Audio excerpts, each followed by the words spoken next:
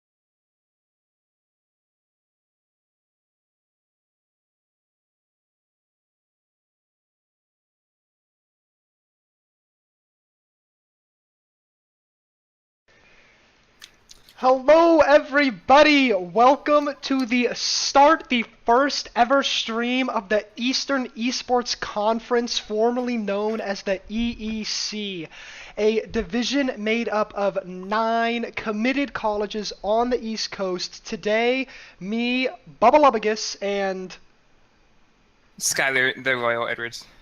are bringing you Virginia Tech versus the University of Cincinnati. All right, so this is going to be a huge game, a really fun one to start off the league. But first, let's give our viewers a little rundown of what the league is. ACEL, or the American Collegiate Esports League, is a startup organization founded by our very own at WVU, West Virginia University. They look to put leagues in all of the regions, but have started with the MWEC, the Midwestern Esports Conference, and the EEC, the Eastern Esports Conference. We're the EEC, and we're glad to have you. So the EEC is made up of, as I said before, 9 colleges. These colleges are in no order: Marshall University, Towson University, the University of Cincinnati, University of Kentucky, Louisville, University of Tennessee, VCU, or the Virginia Commonwealth University, Virginia Tech, and last but certainly not least, West Virginia University. And today, the 2 teams are our very own Virginia Tech team and University of Cincinnati. What are your thoughts, Skyler? Dude, I am so excited. I just wanna watch these games happen. Like I've been like looking up everybody's like it's so good to be back in like competitive league from last semester. Some people watch the NALCS and they get really hype, and I just want to watch the EEC, dude. Yeah, this is gonna be a crazy league. It's a very ambitious thing that we're trying. It's a very big endeavor that all these schools are going, and we're excited to really just get this started. So let's do a quick little rundown of the 10 players we're going to be seeing here today. Let's start with Virginia Tech, because I myself, Max Bublovigus Reynolds, and Skylar the Royal Edwards are more familiar with Virginia Tech, as we are tech students ourselves. So starting in the top lane, we have Smite Infinity. He's actually a freshman at Virginia Tech, and he's very new to the team. Going to be a little interesting dynamic, though, because he is originally a mid laner, and he's going to be playing as in the top lane in the EEC for the first time ever. Yep. In the jungle for Virginia Tech, we have Gavin, M97, who was a mid laner for a long time as well. Now just moving over to the jungle this season for the Collegiate team, because we apparently have a large amount of mid laners. Yeah, that's true. Mid lane is probably one of the best ways to carry yourself into these high elos, probably in this meta. And you can tell that a lot of the teams didn't want to sacrifice, that they would rather sacrifice role comfortability for getting people higher elo on their rosters. For instance, a really interesting thing, you'll see the Master 1 player on Cincinnati side, Japanese import, is actually a mid laner by trade. So, wait, did I get that right? You get that backwards. Oh, I got that backwards. Sorry, yeah. He came in as a beast, was a jungler who moved to mid lane. Yes, and which is the opposite of what Gavin M97 did. So we'll see how that dynamic works, see if the mid laner can help out the jungler, read him like a book, and see if they can really distribute this knowledge that they have on their own role to the other players. We have no idea how long these guys have been practicing. We have no idea which team is going to come out stronger. This is truly the first game ever. And then so... Next we got, we talked a little bit about Gavin M97. He's new to the jungle role. He's most comfortable on your early engaged junglers, like your Lee Sin Elise, and your tank junglers that are really meta right now. So hopefully that'll favor him. Then we got Joe Jacko, who's our resident mid laner. Any comment on him? Yeah, so Joe Jacko is a bit of a one-trick. He really likes Ahri. But he's actually been expanding his roster a lot, and he's really hard to deal with on any champion that he plays. So he's definitely going to be looking to be to affect the game as much as he can from the mid lane. With his slew of champion picks, he doesn't have a ton of them, but they cover a wide variety of roles on the team, so he's flexible in that way. Alright, and then Jam Drew, Virginia Tech's AD carry, and Active Nihilism, the support. I've actually played as Jam Drew's support, and I've actually played against Active Nihilism in our very own Virginia Tech local tournament, and they're both very scary players, so hopefully they've got some good synergy coming up here. Yep. Then on the other side, the University of Cincinnati side, honestly, we know only what we can know about these players through their op.gg. So we know Figor,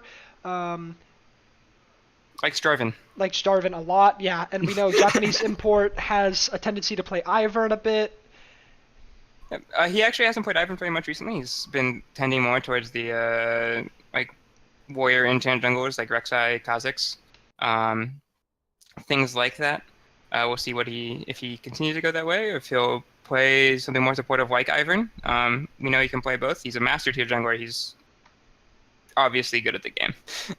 So flexibility shouldn't be too big of a problem for him. We know he can play both. Shoot. Sorry if anybody's watching, I accidentally opened up the stream on my computer, so there'll be a bit of a feedback loop for like 10 seconds. And moving on down, we got the King Man as a Beast playing mid lane for the University of Cincinnati. He's the one who has a lot of jungle champions played, but he's actually playing mid lane for the team right now. Favored things like Cassiopeia, Corki recently, and a few more supportive things like Orianna, and just meta picks in general. And then we got the bot lane, where we got a guy who likes Twitch and Zaya and Deep Dick Pizza, and a guy who likes Playmakers, Roamers, and Brian Man 3320. He likes Rakan, Blitzcrank specifically, Rakan Thresh, and then he can also play That some more sounds supports as very well. scary. The meta is definitely favoring our Cincinnati bot lane. Let's see if we can get into it. We're into Champion Select 8:28 starting on the dot. These guys want to get in right away. So let's see what the ban phase is like. So my expectations for bans from Virginia Tech are going to be probably Jarvan. Jarvan's definitely up there, and maybe a few picks from Japanese import.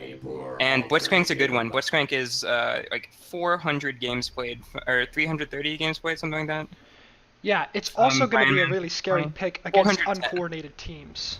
Yep. Playtime's over. Ari, the ban against Joe Jacko, pretty expected there. I don't think Virginia Tech is going to come into any of their series expecting Ari to be unbanned. I agree. Joe Jacko, he's used to the Ari ban, so I don't know if it's going to hurt him this much. He was definitely expecting it, but it's definitely a necessary ban. So props to Cincinnati. Yep. Alright, coming up next, we'll see what Virginia Tech plans to ban here. They holding it to the end. Rakan as well. Looks like they really don't like those bot lane picks. Their AD carry, Deep Dick Pizza, also has been playing a ton of Zaya recently, so they may just want to maybe like, okay, you can have Zaya, but we're not giving you both Zaya and The Rakan. duo, exactly. That makes sense. They don't want to pair them up. It's an interesting read on the meta. They're saying we value not your power, but your power to start team fights. We want to break up your coordination. We don't really care if you guys get individual power picks. We feel like we can split you guys apart as long as you guys can't control picks and team fights. Happy to sit this one. And Ivern is the last one. Japanese import hasn't played Ivern a lot recently, but he has a ridiculous amount of Ivern played total. It's Weak-willed fool. 373 games played this season on Ivern. So definitely a decent jungle ban. And Ogi's coming out as the last ban from the University of Cincinnati, just targeting out Gavin's newer jungle pool. They don't want him to be able to influence as many lanes. Jarvan is actually the first pick from Virginia Tech. That's why it was left unbanned. Yeah, I was actually getting a little worried. They knew they had first pick. They stole away the J4. That is very interesting. We saw the Gragas over there for a second. I actually don't think that was an accident. They do want to grab a pretty good jungle here early on. All right, yeah. And Gragas is just the king of all-around jungling. Great tank, good damage, good ganks, good jungle clear. Yep. Yep, and there's the Gragas lock-in. Looking to definitely take control of the jungle early on with the Gragas. And it's also low risk. Where do you think this J4 is going? J4 is top. Top? Okay. I do I like think it's J4 more better likely to in be the top. top lane. Yeah, he gets tankier and he's more of a threat with his ult. From the jungle, his clear is a little too slow and reliant on his spell rotations. Yep. But it is nice to see the J4. The nice thing about it is that it's a flex pick, so they can pick it, see what the matchup is, and then choose otherwise. And we do see the matchup is going to be against the Cho'Gath. That pretty much just confirms it's Cho'Gath top, Gragas jungle. I wouldn't really expect a Cho'Gath jungle in this state of the game, especially when they have two strong picks. Yep. And here we see Gavin pick Zac. A bit of a weaker early game jungler, as you could see from some recent like LCS games where Ooh, instant Oh my Thresh God. lock-in. or others were taken advantage of with that pick. But then the Thresh as well. So looking for strong lanes, maybe weaker jungler at first, but then better engage in the late game. And Yeah. good level 6 ganks. Let's see if Cincinnati are going to be meta slaves. They do. They lock in the Tristana. That's probably, in my opinion, one of the, or in my Plat 4 opinion, one of the best AD carries to pick right now. And it looks like they're actually going for a, not even a protect the carry comp, but a wall off the carry comp, similar to how Immortals tried to play. Yep. And so we see a bit of a mismatch in what's picked right now. We have jungle top for both sides, but then support versus AD carry. So you're going to see a few more AD carry bans from the University of Cincinnati side, a few more support bans, and perhaps mid lane bans from the side of Virginia Tech. But I don't think Virginia Tech is going to ban too many mid laners. The K-Man as a beast doesn't really hover too hard towards any particular mids. Agreed. So we'll see what Oh, goes on. Although Oriana is just a good all-around pick. yeah, I agree. If you put Oriana in that comp, that becomes a very scary comp. Yep. So they're respecting the bans. A lot of the really worthwhile bans are support and tank bans, and that Cincinnati has already picked their tanks, and Virginia Tech has already banned the supports they want to ban. So, Oh, Cincinnati actually bans the Twitch. which is a comfort pick for Deep Dick Pizza. Yeah, that's a pick that team has practiced a lot in Flux Q together. Had seen pretty good success. It's definitely something I've been hovering towards recently. So it's a bit strange to see them be the ones to ban it out. Recommend skipping. And here we see the Lulu ban from Virginia Tech. A nice round out ban to their support choke. You can really tell they want to break up not only the engage comp but also the shield comp. They want to make their tank line really stress about protecting their AD carry. And actually, the big thing here is Brightman has basically a champion pool of 5. It's Blitzcrank, Rakan, Thresh, Lulu, and Sona. It are the ones he plays a lot, right? So But he's pulling out the Braum. He hovered the Sona. Braum is actually he hovered Sona. They went for Sona immediately because if you look at the bans, you actually see Blitzcrank, Rakan banned, Lulu banned, Thresh picked, so that leaves only Sona up. But he pulls out the Braum instead. But I think that's within Virginia Tech's expectations, probably. Yeah, I definitely think that is expected. But Braum Tristana can be a very scary lane early on. It's true. Saber shouldn't have too hard of a time with it, though. You can spell shield either the Tristana explosive shot or the Braum Q to prevent herself from getting the stacks put up too quickly. Alright, let's see what the last pick is. It'll be the mid lane. Interesting that they give Joe Jacko the last pick and they don't get the counter. Cassiopeia will be the lane. It's a nice generic safe pick. Not really a lot is super good against it, and they have banned the Oriana, which is like the Korean counter pick. So we'll see what mid lane Cincinnati comes up with. Yeah, it's probably going to be Corky. Yeah, it's probably gonna be Corky. Yeah, I acted confused. Came in as a beast. At least recently, he's been playing a lot of Cassiopeia and Corky. These are 2 good picks. Corky's pretty busted. Yeah. It just feels so hard to play against him when his auto attacks do more than your spells. But no, that's going to be the pick there. Cassiopeia is actually a bit of a new pick for Jodeco, but he's a good player. He'll pull it out, I'm sure.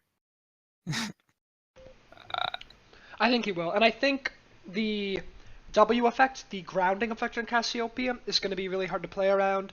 If he gets it on the Tristana, that's going to make Cincinnati's comp a lot harder to pull off. Yeah. He can also make Grogs not be able to body slam in as easily. Oh, it's a bit harder to do that one. He has to basically not be doing it with a flash. More of a prediction type thing. Yeah, very much more of a prediction type thing. Give himself some space. Throw it down before the Gragas walks into lane and then walk further so he can't body slam as early. Things like that. Yeah, so we are going to have to do a 3-minute wait, and as casters, our never-ending struggle of filling in these 3 minutes. You're cutting out a bit from me. Cutting out a bit? Oh, Yeah. It may just be Discord. I think the stream's probably okay. We're going to have to figure out how to fill in 3 minutes because Rito will not give us a tournament server after a year ago. I think they made it's just private. It's just Discord. It's not the stream. You're good on stream. All right. So let's take a look at what these comps want to accomplish overall. Let's start off by getting a little vote. Whose comp is better? Who out-comped who? I'm not a fan of Cho'Gath in general. I think it can do good things, and you saw in like yesterday's finals, Cho'Gath when it gets to late game can be pretty powerful.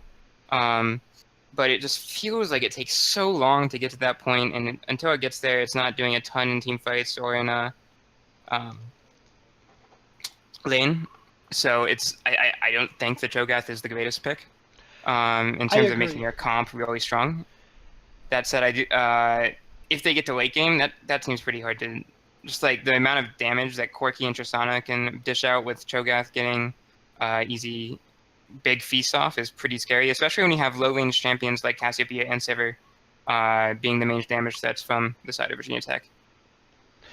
Yeah, I think that Cincinnati maybe was a little bit more towards the meta. They really they really believe in these 2 hyper AD carries and 3 tanks to surround them. But I feel like Virginia Tech did a decent job at breaking that up in pick ban, but perhaps maybe not good enough. I don't really see Sivir synergizing with anyone really but the Jarvan. Zach's long-range engage doesn't really get any better with move speed. But I do think that Tech's comp has more opportunities for openers. You know, like you said, the Cho'Gath, it's a really slow to roll type of pick. Yep. Oh, the Thresh is actually really good with move speed. 4 engages. If you can just walk up and flay you, it's way easier to engage than having to land a hook, for example. Exactly, yeah. And Cassiopeia benefits a lot from move speed in teamfights as well. Yeah, what I want to see is I want to see a lot of early aggression from Virginia Tech. If Virginia Tech can get those Zach Jarvan ganks off, if Jarvan can roam, if Cassiopeia could even roam, that's a little bit harder, and really shut down this Cho'Gath early and refuse to let Corki and Tristana take off, it's going to be a pretty easy game. I agree as well. I think that the big thing though is Zach has a pretty bad early clear. It was recently nerfed.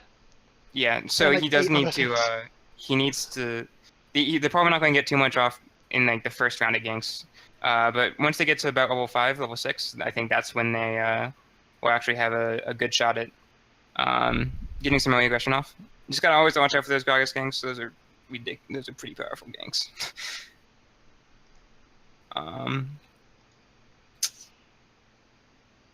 So yeah, finally getting into the game. I'm excited, dude. Are you excited? I'm also excited. Should I leave up the I didn't think this through. Should I leave up the client, or should I let them look at the loading screen? Oh, definitely loading screen. We need chat mods so bad in the Twitch stream. Yeah, there's a lot of spam. It's okay, guys. We are just as excited as you. Oh man, all these diamond borders except for Gavin. Gavin's so terrible.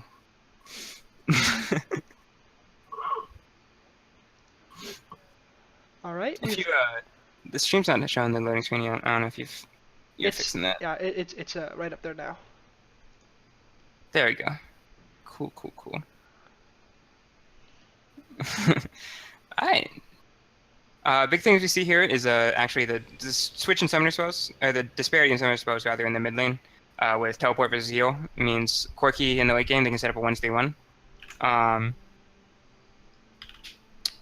And whereas Virginia Tech's going to have a bit more trouble with that, and the in the bot lane we have Exhaust on Nihilism versus Ignite on Brian Man.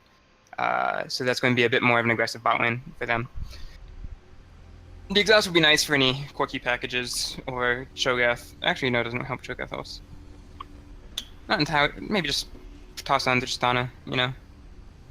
Exhaust for exhaust purposes. Not looking for as strong in there though.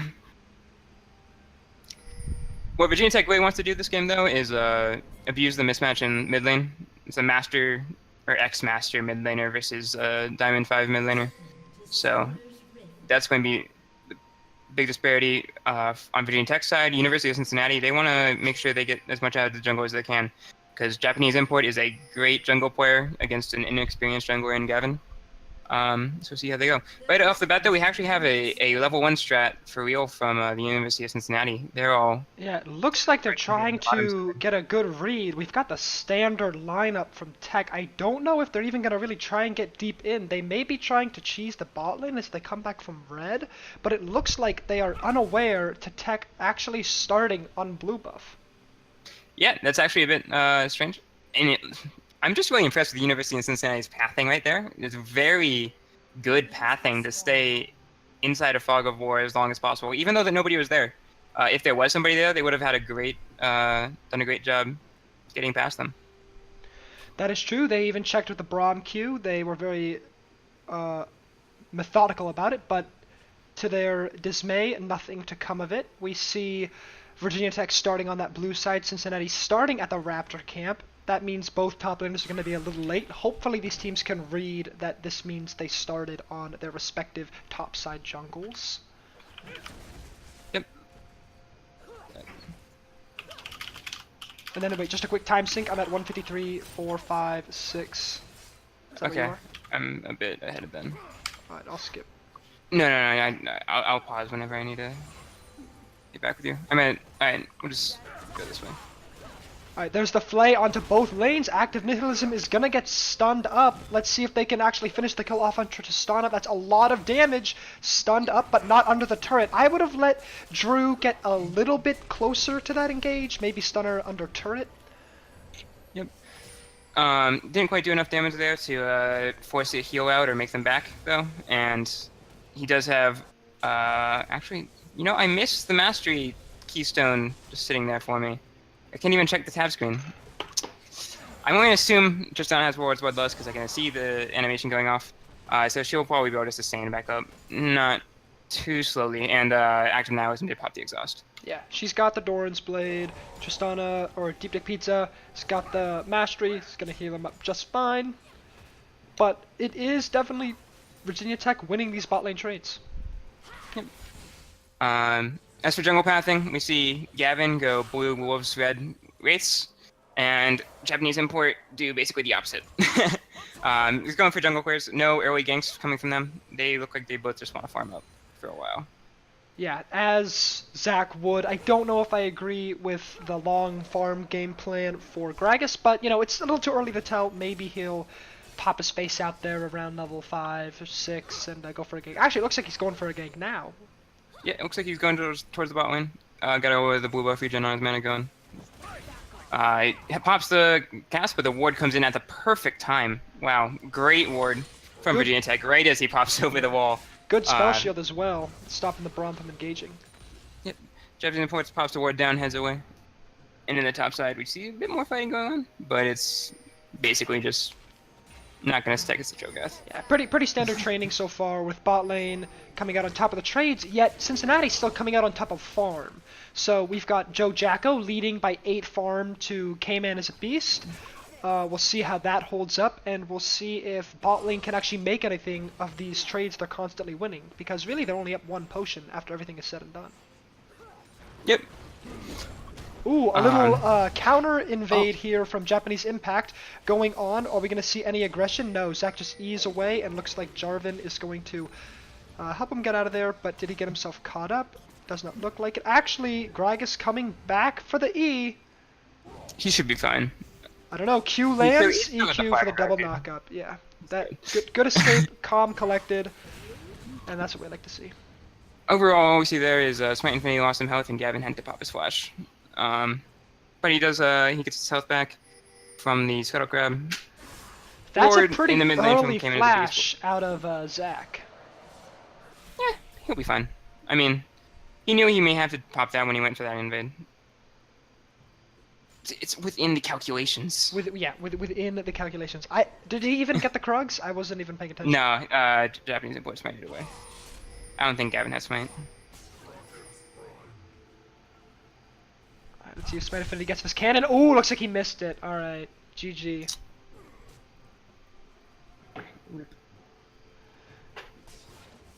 Oh, update on mid lane, Joe Jacko. We talked about his strong laning. That is not a bug. He is already almost 18 CS up on his lane opponent. Yep, he's actually, and Cassiopeia is a good early game champion, so good job taking advantage of that.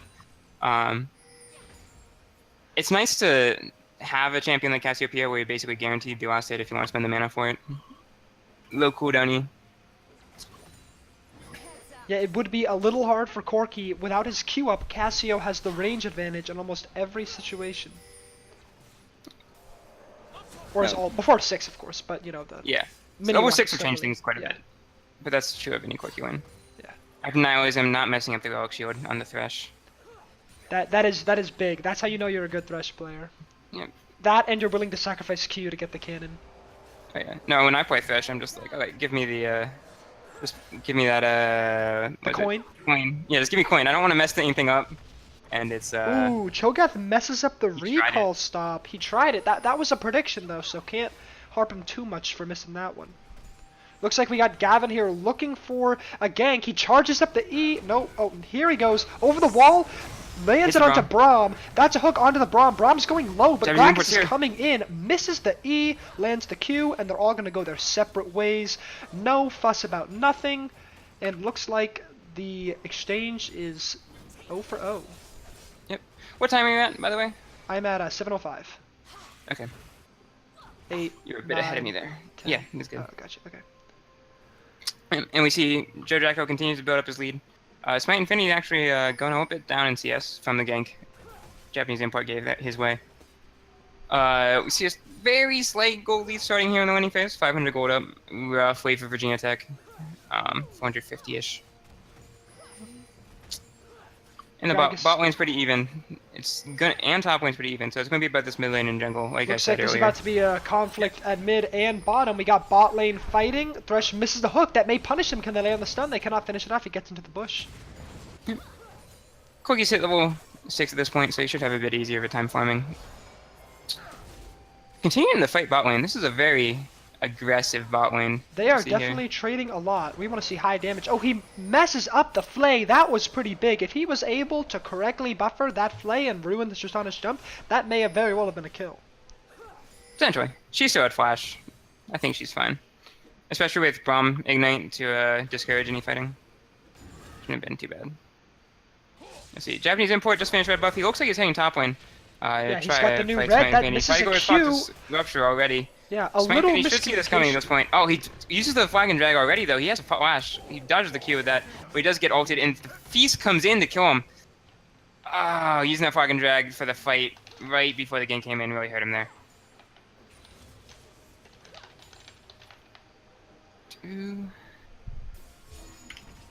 Alright, and we see, That's a hook onto Come the in. Braum. Okay, Flame the into box. the box. Go on, That's go a on. lot of damage. Will E set him up? Looks like it's going to be enough to keep him alive. If I was Braum there, I thought I was safe, but the flay into the box adds another 100 damage to that combo. Unlucky for Thresh though, he did not have enough damage to finish it off.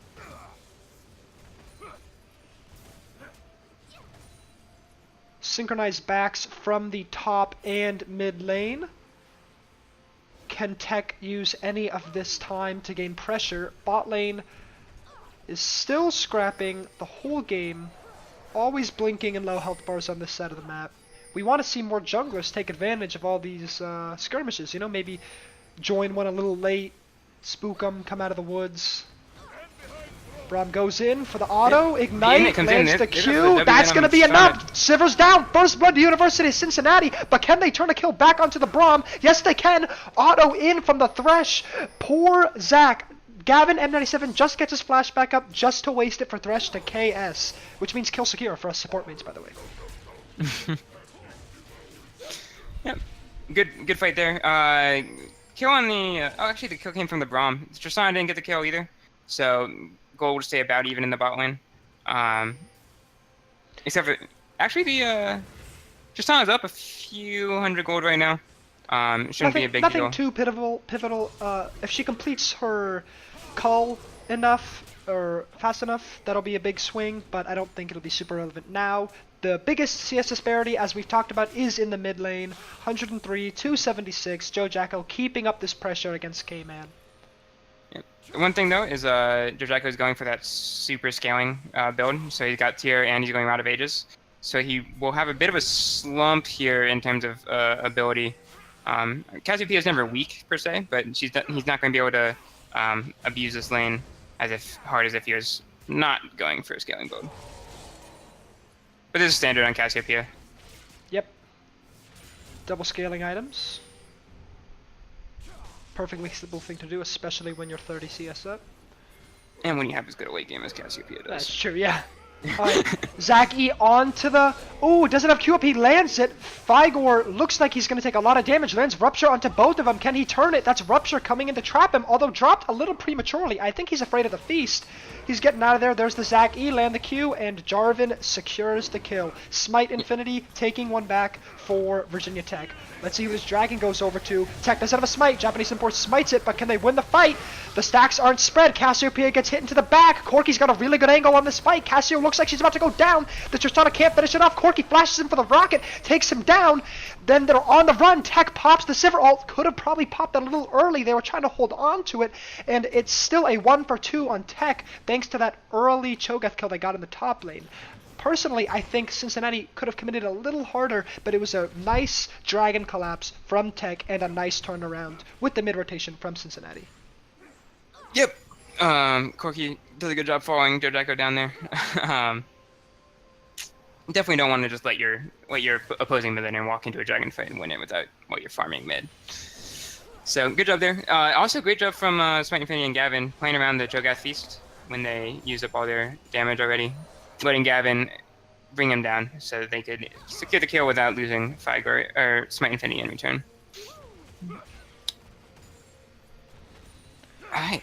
And now we're seeing starting to get into the mid game a little bit here. Yeah, You should people see a are few finishing more- their first item. Looks like we've got the 80 carries going for the standard crit builds that are so popular now, but looks like we got to engage from Zac. He's going to get the clap, slap into the minion. That's half held, ults him back into the minions. Vigor's trying to get away, but it isn't a flash. He's just a Cho'Gath. What can he do? He can silence them, but that only delays the inevitable for a measly 1.5 seconds. There's the flag, there's the drag, and there's the Cho'Gath going down for 28 seconds. And they got that kill on the Smite Infinity as well. So that's going to be a big swing for Smite Infinity now. He was down a little bit of gold in the top lane. Now he's up by 100. So he can start using Jarvan's just great damage to great effect around the map as we get into this mid game where we're going to have a few more rotations coming out. This is a huge wave Cho'Gath's about to miss as well. That is 2 entire waves and one of them being a caster. I mean, we actually may see this turret go down. That could be first turret for Virginia Tech. Although Cincinnati, they're saying they want the red buff. Red buff over first tower. Oh yeah. If they can convert this to a 4-man bot dive, but no, it looks like they're going for mid lane. I really don't, having a hard time reading what Cincinnati's going for here. They did just lose first tower. They're giving a Cho'Gath a hard time. Yeah, Jojako actually didn't have very many wards up there. He only has the one in the red buff bush, and he has no summoners up. So they're hoping maybe they could catch him being a little too aggressive, but they did not. Here they go. Jojako pops the W on the ground. Gragas does have a lot of health. Cassio needs those E's to land the damage. He flashes away. Can Gavin stay alive? K-Man, a beast, backed up by the Cho'Gath. Down goes Corky. Ult only hits Cho'Gath. Cho'Gath's got a lot of health, though. I don't know if they can finish him off. Rupture onto Gavin. Japanese import a little too scared to go in. He doesn't have that flash. We do see it's just a 1 kill for Virginia Tech. They pick up K-Man as a beast. Good kill. Jojako with the excellent W on top of the Jarvan ultimate. That's a pretty potent combo that we actually didn't think much about. If he gets a lot of those people in that Jarvan ult, the W can keep them in there and ensure that they're trapped. Because this is a rather high mobility comp, other than the Cho'Gath coming out of Cincinnati. Looks like we got a gank though.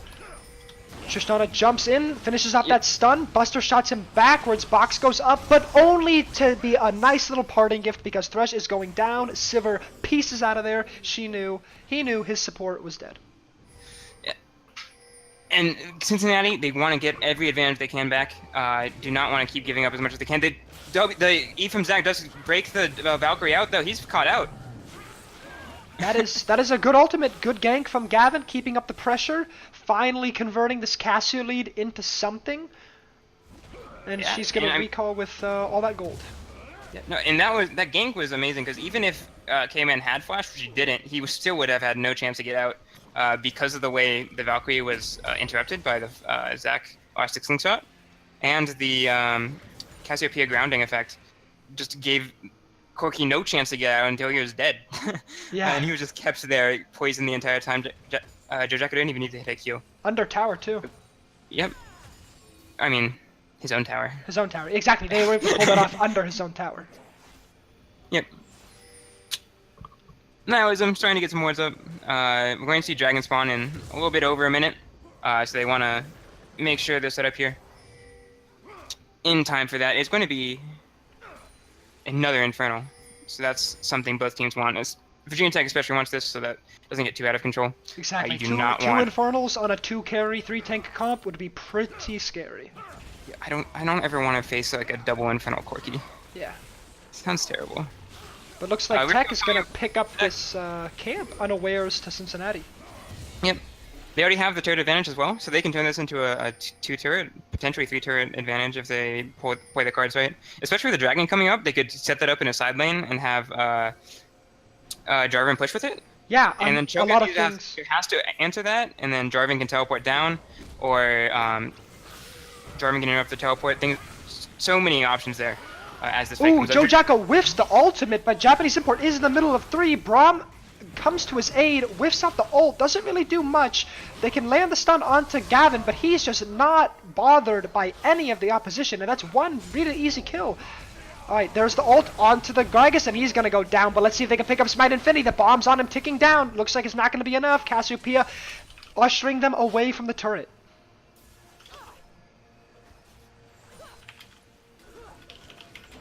Very, very scrappy game from 2 scrappy teams, the makings of a rivalry. We'll see if Tech can take this dragon uncontested. They do have UC pushed safely into the mid lane. Yep. Cincinnati trying to get some stuff back in the mid lane, but not going to be able to do it. Smite Infinity gets the Empowered recall there. We'll see where they go. They do want to use this Rift Herald soon. And it is on the top lane, or not the jungler, as you would normally expect. So we'll see where they go. They could either just double down on the top lane brutalization, or they could go and take the mid tower. That is being quite well defended by UC. Cool thing we talked about that we didn't really get to see was using that Rift Herald to distract for Dragon, a thing a lot of the LCS teams have been doing recently. But Tech was able to take that Dragon relatively easily because they had gotten those picks. Yep. And that fight was just well executed for them. Even though Joe Jacko missed the ultimate on the Corki, still just the pure damage coming out of Cassiopeia onto Braum, and the follow-up onto Japanese import. A big mistake UC made was not connecting any of those Braum passes. They had like 2 or 3 stacks on all of Tech, and they just said, you know what, we're not gonna complete him before. We're not gonna stun him. Zach was running around in the back line, just landed his Qs, landed his Es, and no one was finishing the stun on him. So that's what you get. You know, that allowed Tech to push them all the way into their mid tower, allowing Jarvan to join and get that kill. But the big thing is also, like, if they can't even finish the stun, it's going to be hard to follow up on the stun, right? Oh, okay, yeah. So it's like, yeah, he's not doing anything for a second, but he'll be back. Yeah. Just as soon. It looks like Smite Infinity's here in the mid lane. He's going to start channeling that Rift Herald. The rest of the team moving in as well. Only Sivir pushing down the bot lane. Hopefully trying to get 2 turrets out of this Rift Herald. This is a good push. Sivir's down bot. Rift Herald's gonna take this tower relatively easily. They've got 4 here, pressured from Gavin and Thrush on the side. Looks like UC wants to engage. They get Cassiopeia knocked back into the fight. Zach goes in with a less bounce. Kenny set up the thing. Rift Herald joining in just for fun. Bomb on it. They get it down. That's 3. They're all low, blinking on UC's side. Japanese import running for his life. Can Figor frontline. Tristana jumps in. The Wild Turtle going with a beautiful buster shot, putting the back 2 Tech into the fight. Sivir finally joining, ulting from River to get into the fight. Can she add anything? No, looks like she's running in just to run out. Can Tristana finish this kill? Loses vision, cannot. Corki and Cho'Gath chasing Sivir down late to the fight. UC definitely said, hey, you know what? We just saw Sivir bot lane. We're not going to let them convert this into a 2-tower push without trying to punish them. And punish them, they did. An excellent 3-for-1 out of UC. Yeah, no, but I mean, Virginia Tech got what they wanted there. They got the 2 turrets. They gave up 2 kills more net than aside, but I think he'll take 2 turrets over 2. Yeah, the question is, what can UC get out of this? Looks like nothing, sadly. Yeah, they got no objectives out of that. It remains a 3-turret advantage for Virginia Tech with a 3k gold lead. With Baron spawning about 30 seconds ago. The big thing there, though, is that UC did do a good job of... they saw Sivir pushing the bottom lane. It is, even if you have Rift Herald, it is still a 5v4. Especially, they put Tristana in the mid lane instead of contesting in the bottom side. So, they got what they wanted. Virginia Tech got what they wanted. And it looks like Virginia Tech had the bigger payoff. Yep. And now we start seeing the Baron dance going. Vision control going down around there. They both have pretty decent vision control. A lot of deep red and deep blue wards, but Tech looks like they're postured better around it. They are sending that Jarvan, who will have teleport, down to the bot lane. Yeah, that's the big thing, is that Cho'Gath and Jarvan both have teleport out, but Cho'Gath is in the top lane, whereas Jarvan's going to be in the bottom lane with Corki being there to match him. Corki has teleport as well, so that will allow them to match. The big thing, though, there is Jarvan has a way to interrupt teleport, whereas Corki does not. Yes. So if Corki wants to teleport in, he has to make sure he's far away from Jarvan. He may have to pop a Valkyrie beforehand, whereas Jarvan does not have to worry about that. Yeah, a super, meta brain thing that the Jarvan can do is wait for the Corki to teleport in. He can make sure if it's going to be a 4v4, it's going to be a 4v4. However, you see, if they play it correctly, they have more and more better tools to play this Baron dance. Cho'Gath being in the top lane, he's got a turret to take. This Jarvan, he can push this Corki in, but Corki's got wave clear, and he's not really going to touch that inner bot tower. So looks like Tech gives up on the Baron dance. They're going to go in for an engage onto the Braum. They've been picking him a lot. They let the Gragas in the backline, whiffs the barrel. Joe Jacko steps up, but that's nothing on the Cassio ult either. Here are these stacks. Can Zach get in the backline? Gavin M97 with E back up. He's going in for the charge. He gets it on the Braum. That's the kill they wanted. Looks like we also got a brawl down here in the bot lane. Corki, ooh, that was a 10 health. Last hit to the Jarvan. I like it. That was... he had like 200 health, come on. Yeah, sorry, yeah. You gotta exaggerate the numbers. Okay. Ooh. Oh, he's dead now. He's dead. No vision. But Tech probably will get this Baron, unless we can get a good steal at a... Cho'Gath has no flash, so he's not going to be able to flash in and feast. Although... So goes to an auto attack crit from Sivir, and looks like Gragas just has to die. Worthwhile attempt, not really that big of a deal. I would have tried it, you would have tried it, but no dice. Yep. Actually, a little interesting what we're seeing from, actually not super interesting. We have seen Cassiopeia recently go for Abyssal Mask. Jojako instead is opting for just a standard Rod of Ages, Mironomicon, Banshee's Veil. And then probably a Seraph's Embrace afterwards. Yeah. Now, I don't know if this is over-analyzing it, but Joe Jacko chose to W the Cho'Gath over Sorry, I can't hear you. What'd you say? Oh, I don't know if this is over-analyzing, but Joe Jacko, Cassiopeia, he chose to W the Cho'Gath over the Gragas. Maybe they were more afraid of the Flash Feast, not knowing Cho'Gath didn't have Flash. Yeah, it could be that they just don't have as good Flash timers down on every champion on the enemy team. They could have potentially known that Cho'Gath didn't have his Flash up. But it could just be in the spur of the moment. Joe Jacko just didn't know that and decided to use the W on him instead. Because if he had W'd the Gragas' entry point, that would have been a free Baron. We saw it go to the Tristana. That means both junglers missed their smites, so... It went to Sivir, but yeah. Sivir, what did I say, Tristana? Yeah. Darn. But now we see Baron's down. Virginia Tech looking for 4-1 sort of push here. Cassiopeia's in the bot lane. Jarvan doesn't have his teleport, so it doesn't particularly matter which way they go there. And we're going to see them push into the bot turret. For now. Turret health going down. That'll be a turret for Virginia Tech. There's a 4-0 turret lead now. Let's see if they continue pushing here. They'll probably just keep doing the shuffle back and forth. Yeah, they've got a lot of pressure. Get as many inner turrets as they can with Baron up. Get the easy gold. Speaking of gold, we do see the 6,000 gold lead for Virginia Tech with pretty substantial gold leads in the mid and top lanes, and jungle actually. Whereas AD carries are actually pretty even. So for Team Cincinnati, they're going to be looking to have Tristana do as much as she can to keep them in this game. Yeah, she is rather fed, probably the best member for Tech to dogpile on, and they do have a dogpile comp, so we'll see who achieves their late game fantasies better, but so far this game is in the favor of Tech. UC not being able to take a single brick and mortar structure off the hands of Virginia Tech. They're made of Hokie Stone. You can't destroy that. I did see somebody in chat asking about it's Cloud Drake next. So we're not going to see as much of a focus on that probably. Unless they're Freak. I don't know if Freak is coaching one of the teams. If Freak is coaching one of the teams, that's going to be like a rush for that Drake. Otherwise, they could just go for a bit more. Although it's nice to have extra Elder Drake stack damage at this point in the game.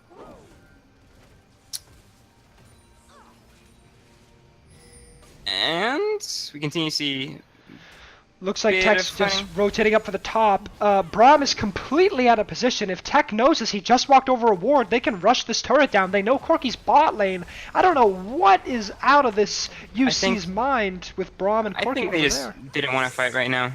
You don't really need to fight over inner turrets when there's a Baron buff up. Baron buff's going to go away in about 20 seconds, so no real reason to fight for that one, and they can just wait for the... Yeah, the only one that has it is Zac, and that's due to the mastery for 15% longer buff duration. I was just listening to Zach's. Yep, Yeah. you're correct. But, you know, you'll really only need the one. But it won't. Yep. The Baron buff won't last until they make it to the next turret. Corky's got package. They don't really know. He's off to the right. There's a hook They get the onto pull on Braum. B. If Corky can go in before Braum dies, it's going to be a huge Corky package, but he pussies out. Looks like we're just going to see Corky walk away and not use that package. There's the flash. Ooh, whiff from the Casio. They don't really mind, though. Zac still gets in the back lane. There's the dive. Corky package still does what it wants. There's the...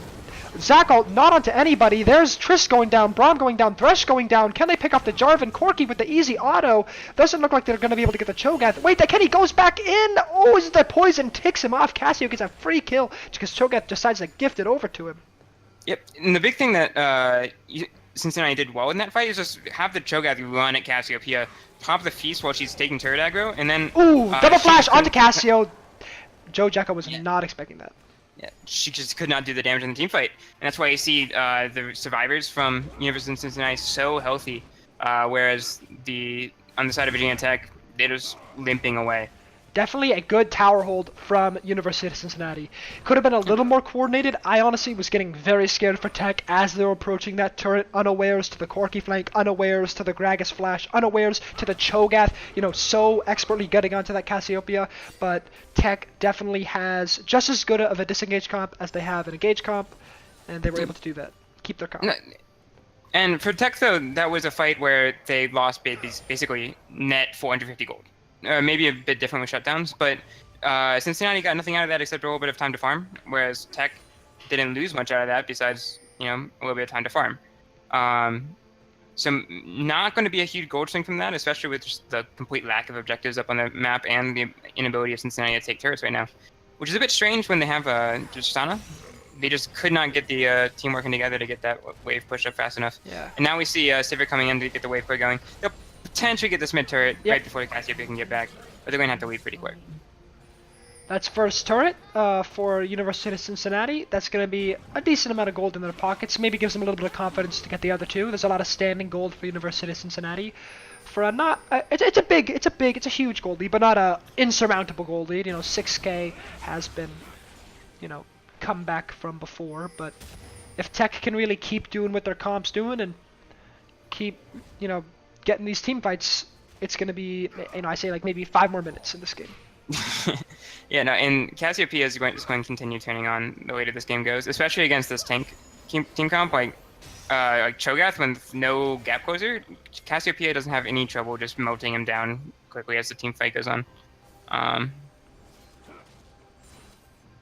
Granted, she won't be able, Cassiopeia won't be able to get into the backline, but Cassiopeia never does, so whatever. Yeah. We're about to see a team fight. If the next team fight is in like 2 minutes, everyone will have their flash up. So we'll see how Baron long they just dance spawned, around Dragon spawning in 3 seconds, by the way. So we are seeing Virginia Tech ready for this Baron. Like I said, it is a Cloud Drake, so teams don't care nearly as much about it as they potentially would.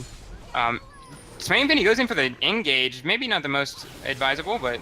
Little discommunication, but they're going to take it anyways. He gets the wall onto 3 of them, decides to drop it down. Zac into the backline, smacks 2 together. Kenny ult them all back in. That's a huge ult, but they're out of it.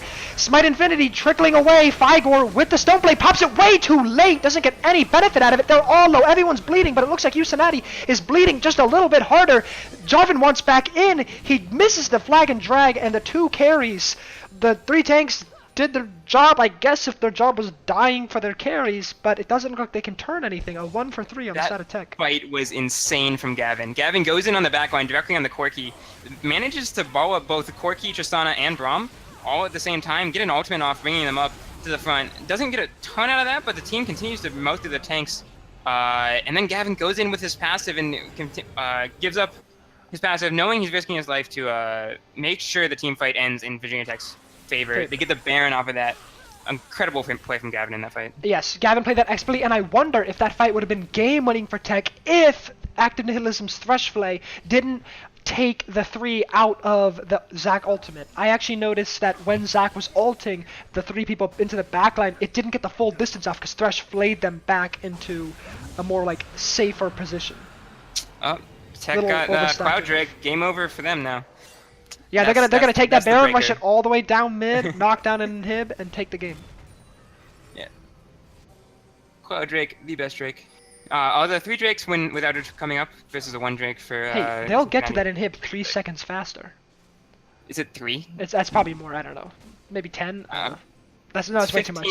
15 units per second. I don't know how many units it is from spawn to tower. You should know this.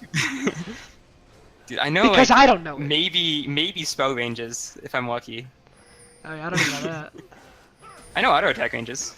Those aren't hard. Yeah, those aren't hard. Alright, looks like Tech is going to take this tower pretty easily. They've got the shields on Drew. They've got the attack speed bonus. They've got the Baron creeps. They're going to escort in this other wave. Cho'Gath's top. Corki, he's hovering in the back. It looks like he's trying to wait on a buy. Does he have the package? He does have the package. We'll see if he can get a good engage. Because Tech is nailing down this turret.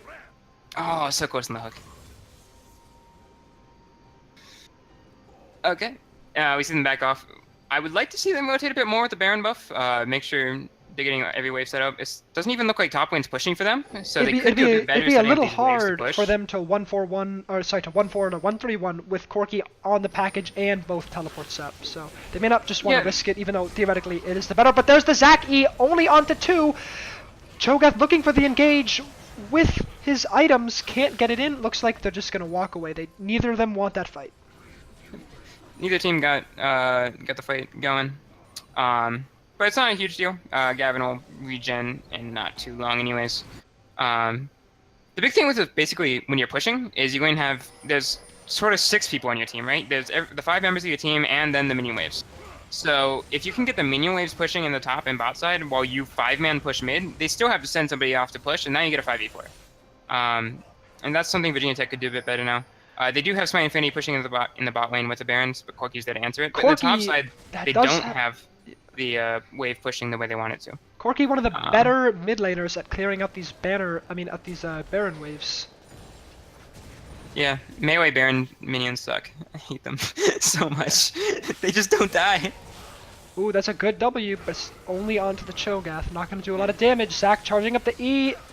Steps away from it, winds up the hook, only gets it onto Braum. They're going to turn a lot of damage onto him. That's a huge amount of damage. Gragas has to go in to stop him. Tech wants this fight. Can they dive into the backline? Cho'Gath to the stone plate, stopping up all 3. That's a pretty good ult from Joe Jacko. You've got the 80s in the backline trying to pump out damage. Can Corki finish him off? Yes, he can. Zac doesn't look like he's going to go down. Oh, he's just inching away. There's the heal and the shields from his team. Jarvan with the stone plate as well. Only alone, though, cannot get to the carries. Again and again, we see UC sacrificing the carries. I mean, they're tanks for their carries, but they can't convert off of any of these kills. Tech is bleeding away, only losing Active Nihilism again. Gavin is a man. Gavin is the manliest man. Gavin has been definitely balls of steel this game. Looks like they're just going to ignore the carries, not give Tristana the route back to the base. She should have recalled, but Joe Jacko can actually pressure her off, get the health back from the Q kill. It's all up to Corki now. Can he do it? Doesn't look like he can. That's a 3-man base, and looks like Virginia Tech is going to take the first ever game of the Eastern Esports Conference against University of Cincinnati. GG. That's a good game. I like that. That's a good start of the season, start of the conference. Yes. Start of the league.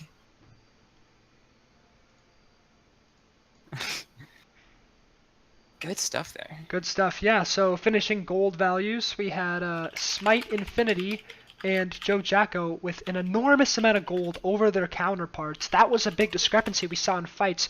It really enabled people like Zac, who went 3-0-15 to get into the backline and do almost anything he wanted. He was a real man. He controlled the fights. Yeah, great job. We'll see if we can get into game 2 now. For anybody wondering about stats, because stats are great, Sivir and Cassiopeia did Bulk of the damage there, about 28 or about 29k for both, roughly, and then about 25k for the carries of University of Cincinnati. With the tanks doing predictably less than the side of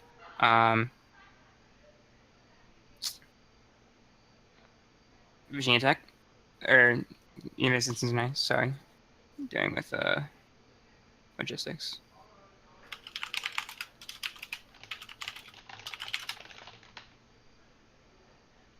I'm actually gonna go ahead and mute here, guys, and just figure out some technical things on the stream side. Thanks for sticking with us. It was a great first game. We'll see if we can get a great one or two more, and I'll catch you in 2 minutes.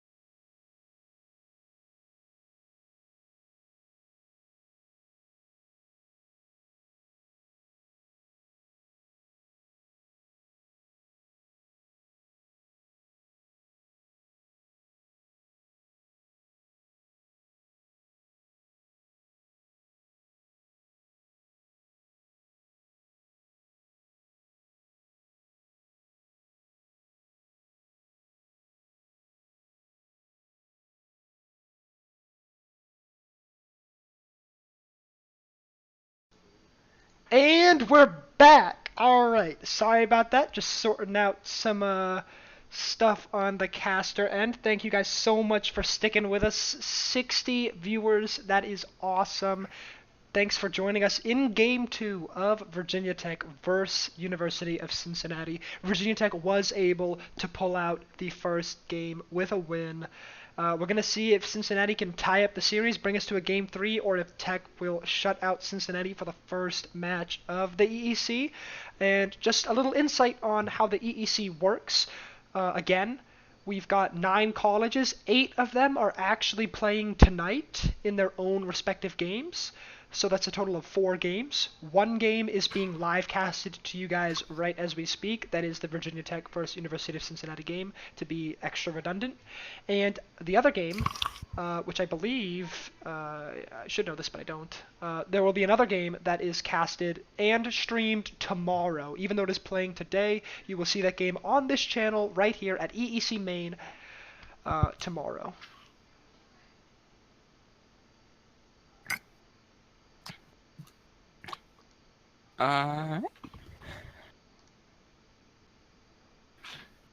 Should we Dude, Game 2's coming up. Wait, what'd you say? Nothing. Yeah, Game 2. Okay. Game 1 was very exciting. It had a lot of blood. It had a lot of good pushes. It had a few bad pushes, some weird rotations. It had a lot of really good action, a lot of bot skirmishing. Yeah, a lot of just very aggressive play in general. I was expecting a bit more of farming. But both sides, the bot lanes a lot, really wanted to fight. Mid lane was a bit more of a farm fest with Joe Jacko just farming way better. And top side had some pretty interesting ganks around level 6. There's a lot of pressure there. One thing I do want to see from the side of the University of Cincinnati is a bit more early game pressure. Maybe a bit more get a quicker advantage in the early game. Because the way that game played out, they just kind of rolled over and waited to die. Yeah. It didn't feel like they were necessarily putting themselves in a great advantage to succeed late game with the plays they're going. I didn't see too many proactive plays past laning phase. Mm-hmm. But we'll see what they go for. I'd expect a few more early game picks, though. And maybe a bit more strong jungle pressure on mid or top. Yeah, all right, so we're in to pick band 2. Let's see if the bands change up. Let's see if they don't.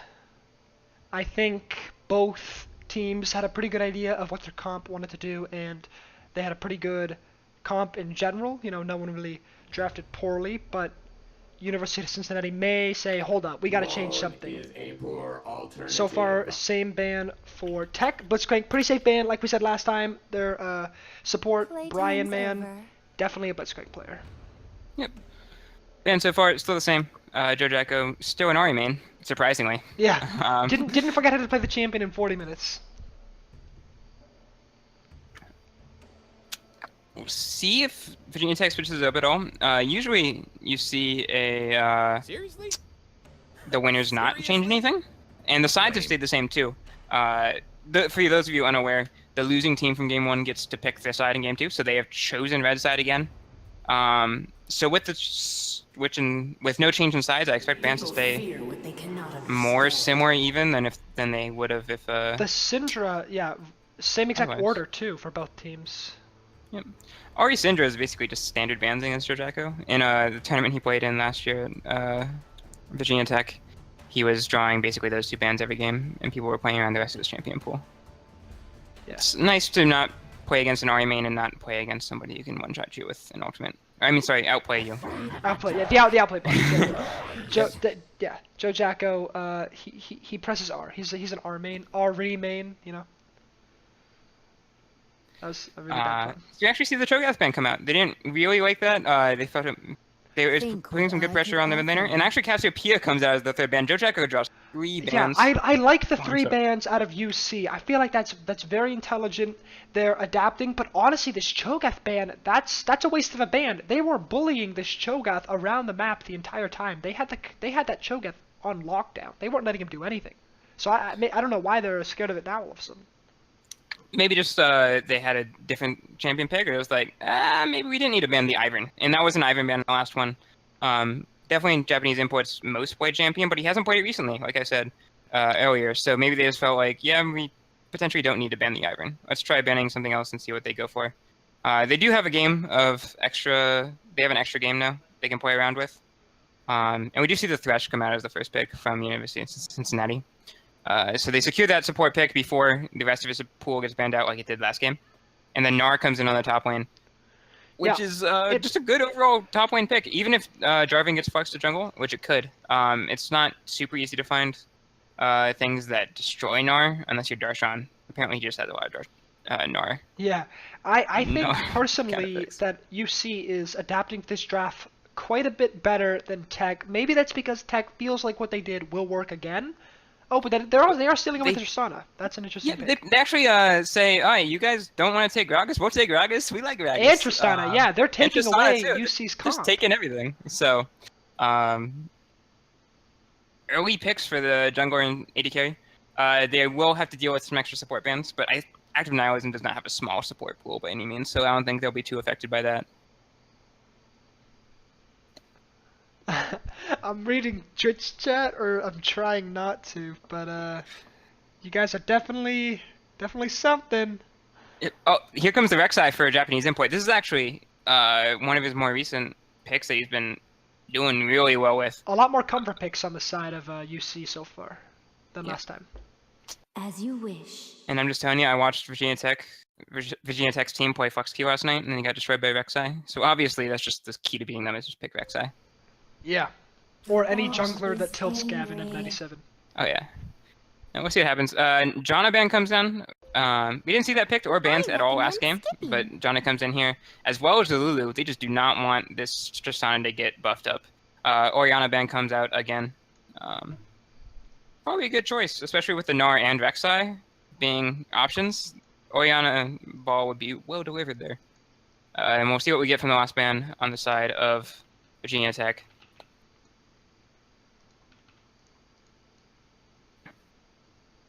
If they ban anything.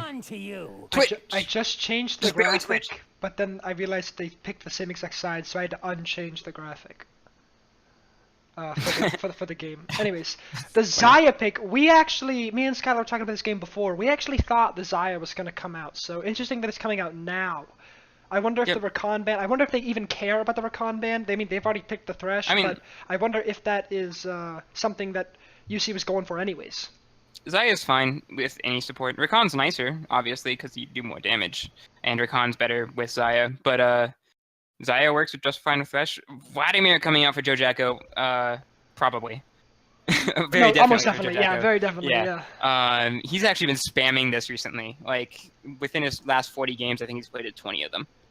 Wow. So that's a very common pick for him recently.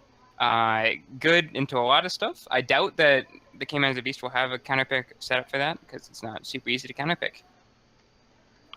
And now we have Braum come out. That's the support. This is actually really funny. They stole 3 of the picks from last game, and just have the Jarvan and Vladimir instead. Corki and Gnar come out as the mid lane and top lane from the University of Cincinnati counterparts.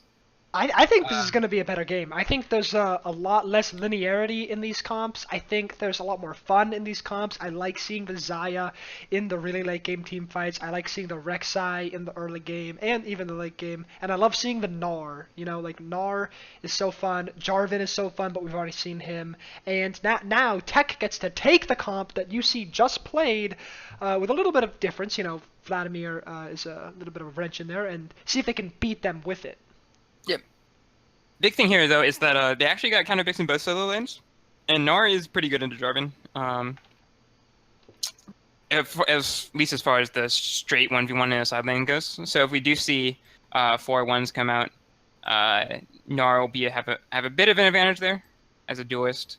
And the cool thing for University of Cincinnati is they actually snowball really well with Rek'Sai, Gnar, Corki. If they can get an advantage, they can drive that home. Which is exactly what I said before the game. It's they wanted to take an early advantage and use that to finish off the game quickly before Virginia Tech can basically just slowly build up their lead again. Because we saw last game, Virginia Tech knows how to late game team fight, and they're well coordinated in what they want to fight for and when. So having University of Cincinnati come up with a way to counter that is good for them. Agreed. Yeah. Big thing I'm scared of here though is just Zaya doesn't do the greatest in Tristana. It'll do fine. It just won't be quite as even of a bot lane, I don't But think. now we've They do got have Thresh a though. lot more late game on the side of. Actually, I take it back. I can't really tell. Both comps. UC's comp is very similar to their last comp, just with a Thresh and a different AD carry, and I guess you could say that Gnar is a whole different kind of engage tank than Cho'Gath, a little bit more active, but it's relatively stylistically the same. Tech pulling out, again, a comp that draws parallels to the old comp, but is essentially different. Yeah. How do you think this Corki Vladimir matchup is going to go? That's what I want to hear about. Honestly, I don't think either side has a huge advantage in that lane. You think it's going to be a boring lane? Do you think? I mean, I think Vladimir can get bullied a bit harder, but Vladimir heals constantly. I think and what doesn't Joe need Jacko to is bully saying. to win the lane. Yeah, I think what Joe Jacko was saying is I'm going to take this Ignite, I'm going to get my ult and flash right on the Corki and 100 to 0 him and dominate this lane. I'm going to Q all the minions early, build up a nice CS advantage, and win the lane. He knows he can win, so he's going to go for something that can have a bit more sustain in the late game, so he's not getting dived so hard, because a lot of the focus last game was the Cho'Gath onto the Cassio, was the Gragas, onto the Cassio. Yep, it was all on the Cassio. Yeah. So he's like, you know what? Fine, I'll press W. Jeez, fine. Yeah, I'll pick my 20 game in my last 40 game Vladimir. I'll press W. You guys can't dive on me. So I don't know. I'm actually interested. I'm having a hard time thinking about how these comps mesh together. Although. Yeah. I mean, the side of Virginia Tech likes to dive. With Jarvan and Vladimir. Very good divers on that side. Whereas University of Cincinnati is definitely going to go for more just front-to-back team fights. Or not necessarily front-to-back, but just like straight up Gnar trying to get a big Gnar. Corki dishing out the consistent damage. Zaya just hitting stuff, using her ultimate when she gets threatened too hard. So I'd actually say in a pure late-game team fight, Cincinnati may have the advantage here. But games don't always tend to go towards the pure late game team fight. Yeah. Dude, I love these like combined or the coordinated clan tags for Virginia Tech. So nice. Did I mess up the stream? Yes, I did. All right.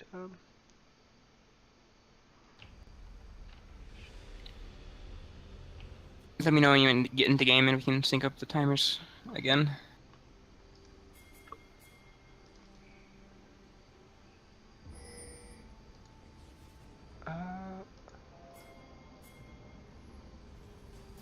Wait, can we get them to pause?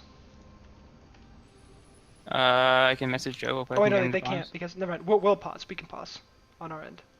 Oh, yeah, no, that's 3 minutes in the future. Don't do that. Yeah. Alright, Just tell me what time you want me to set it to. No, I'll be there. I am 37 seconds in, 38, 39. Perfect. Yeah, I'm there too. Alright, we're back. I have to fix the overlay though, so you talk. Well, we're going into the early game. We actually see the fan from University of Cincinnati this time with Fygar getting a deep ward on the blue side jungle. Although Gavin's not starting on that side this time. He's starting on the bottom side, so they won't get too much information from that besides the fact that Smite and Fanny is sitting around. But they would know that anyways. Virginia Tech still content to not invade, not do anything special, which is pretty standard at this point. We don't see very many invades ever since lane swaps died. We have lane swaps. Wait, did the stream just freeze? I broke it. Hold on. There we go. We're back. All right. So sorry about that. Wait. Why isn't the scoreboard coming up? I broke it. Skylar, help me. How do you pull up the scoreboard? I, right? Why is it? Oh, it's you. You get rid of the, or just do O. O is the scoreboard. It's not coming up. Oh, are you sure you have it selected? I'm positive, yeah. Alright, you can do the little I button in the bottom left, and then hit scoreboard.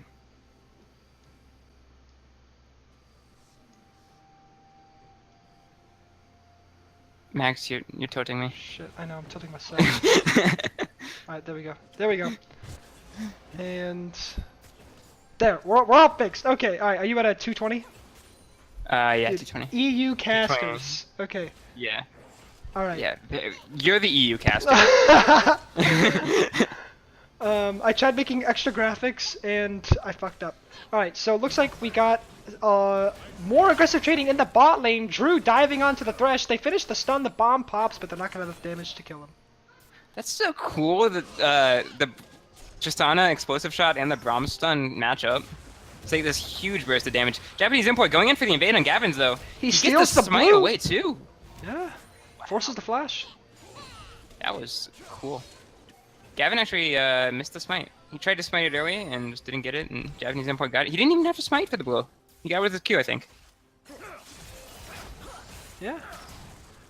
Good trade damage onto active nihilism. Steps up, gets punished for trying to get the relic. Rek'Sai still in the jungle of Gragas, so you can already see the comfort on this champion. Yeah, he's still sitting around there. Gavin looking around. This is where your experience as a jungler comes in. Gavin probably should have just known there, like, hey, I should probably just leave. Go for his blue buff, because he didn't have his if he got mine just now. He's going to be down here for a while. He does ping out the Rek'Sai, is at his Grump, so Smite's going to play a little bit cautious here, especially as the wave pushes in. Want to avoid that tower dive, especially when he's half health. Gavin's going for the blue buff. Japanese import pings it out, say he's going there. Thresh is actually coming to stop it.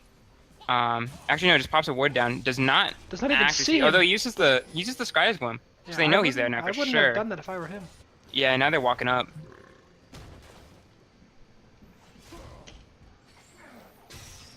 Lands the hook on him. He's going to get snared here. Actually, no, gets played in. Gets the Ignite. He's going to go down. Yeah, there's first blood for UC. Acronism looks like he's going to get away with a W to his ever-present AD carry, Drew.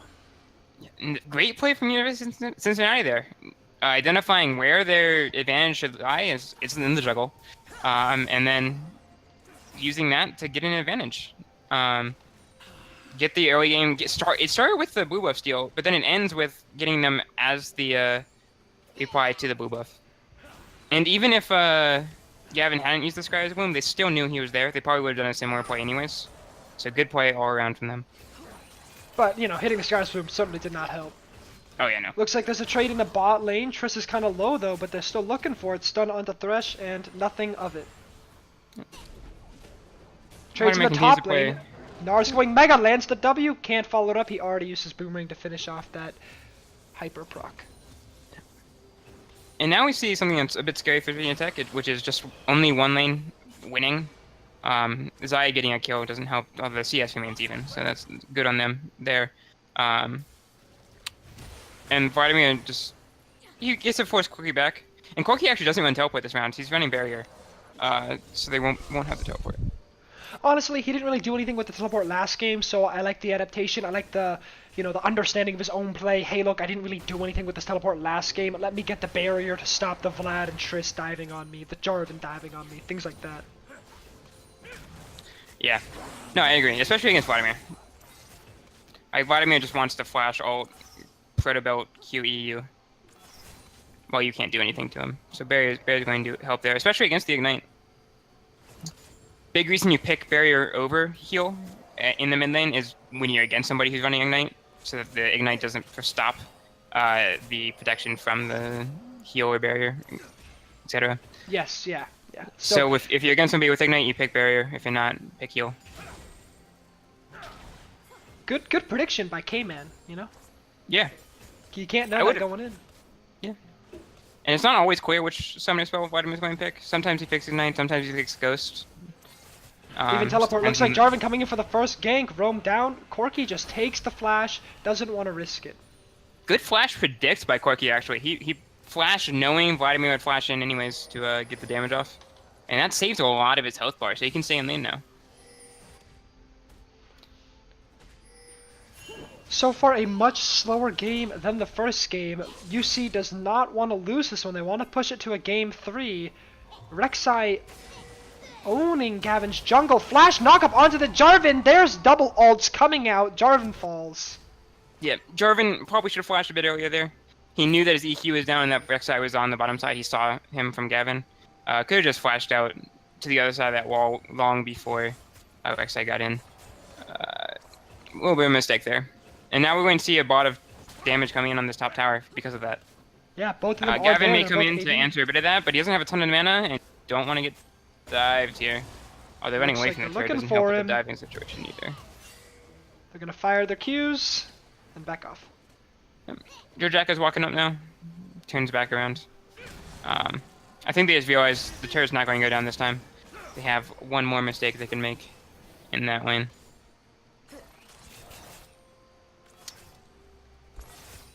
Man, this Xayah has been sitting here with low mana for so long and sitting on the gold from the kill.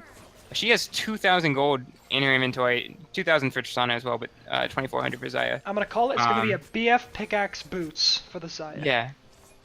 So going back, she'll just have such an advantage, but they just can't push up, so they can't back without losing CS. So it's a good job making sure that by Virginia Tech keeping. That they're punished for the low resources. Yeah, you don't get to make anything of your like gold advantage until you back, right?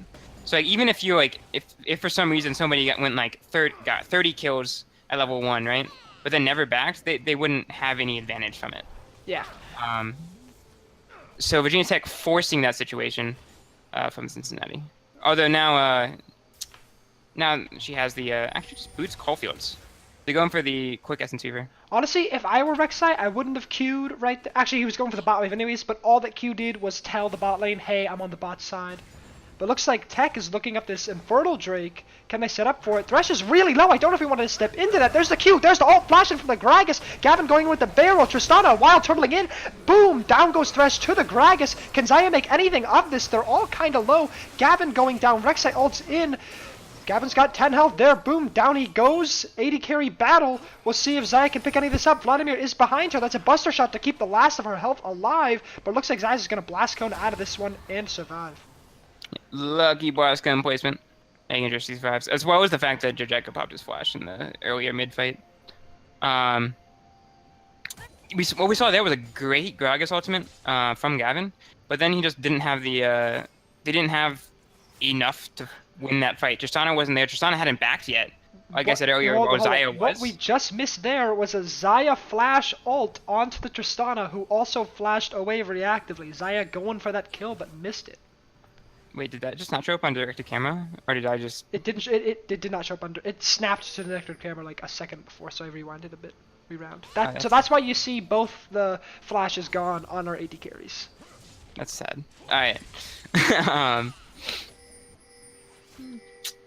Okay, that's good to know. But yeah, so in that team fight, Xayah came back with gold. Like the fight happened right as Xayah came back from backing. Whereas, oh man, he wasted his drag there of the flag and drag combo. He has it up right now. He's going to use it to get out from under. But nothing quite happens. So that gold helps a lot. God, everything's just happening at the same time. I have to talk about like 3 things at different times. Yeah. Looks like this teleport is going to be undertowered. If they want to dive, Gragas is right there. He's going to go in. He wants to land the ultimate, but he's taking a lot of damage. Gragas going to finish the kill, but he gets out down first. He's trapped under tower, but the turret just not going to be enough to finish him off. Just now. Barrow goes in for the execute just to whiff and make it look a little nicer. No, the Rek'Sai managed to tunnel out 1 second before Gragas' ultimate came up.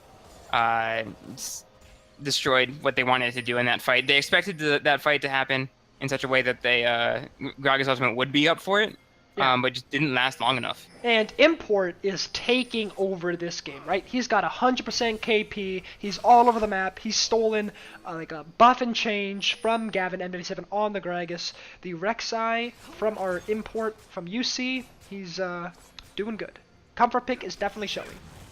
Oh yeah.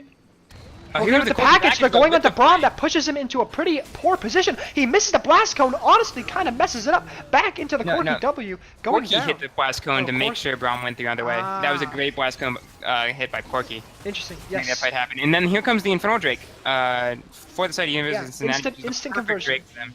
Yeah. And it is another Infernal Drake afterwards as well. That's a good Drake. Good play on a good Drake. Oh yeah. No, that was excellent Can he play. buffer the Q? Looking for the hook? Oh, he doesn't go for it. No. I wanted to see. I Blue wanted Buff to see coming in him for predict the Corky. jump. Hex Drinker is coming out from Corky as well, so any diving the Vladimir wants to do has to go through a lot more damage. I will always consider it as if you manage to Bot Thresh doesn't know. Land the body slam out of the Q. Looks like Thresh is gonna go down. One more auto attack and the bomb on his head. Still the proc. They're gonna give it to AD carry, but you can't get it. There's the last hit to secure the kill. That was a little risky. They wanted to give it to Tristana. Oh yeah. Dude, the Twitch chat, there's just a guy talking about how good Jam Drew is constantly. It's amazing. Yeah. Save some of those Jam Drew quotes for me. I've read a lot of them, but I wasn't able to like finish them. I wanna hear them, especially the Boy Scout one. I couldn't finish reading that. Oh man, it's like new Chuck Norris jokes. I love it. Rek'Sai looking for the dive on the Jarvan. We've already seen that they have more than enough damage to finish this Jarvan off. Jarvan's This better. looks familiar. Yeah, this looks very familiar, and he's down. Uses the ult to drop turret aggro, and there's first turret for University of Cincinnati. Expertly played. Oh yeah.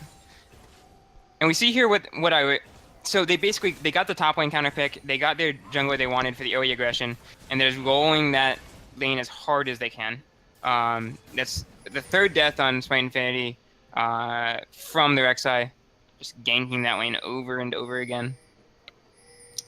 So they're starting to build up this great advantage, and as the game goes later, with the Nara into Jarvan just won't be able to apply the same amount of pressure in a 1v1 in the lane.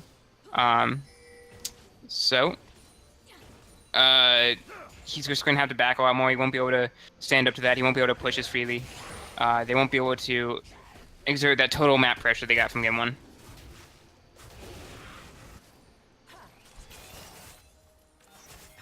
Rek'Sai still with his 100% KP.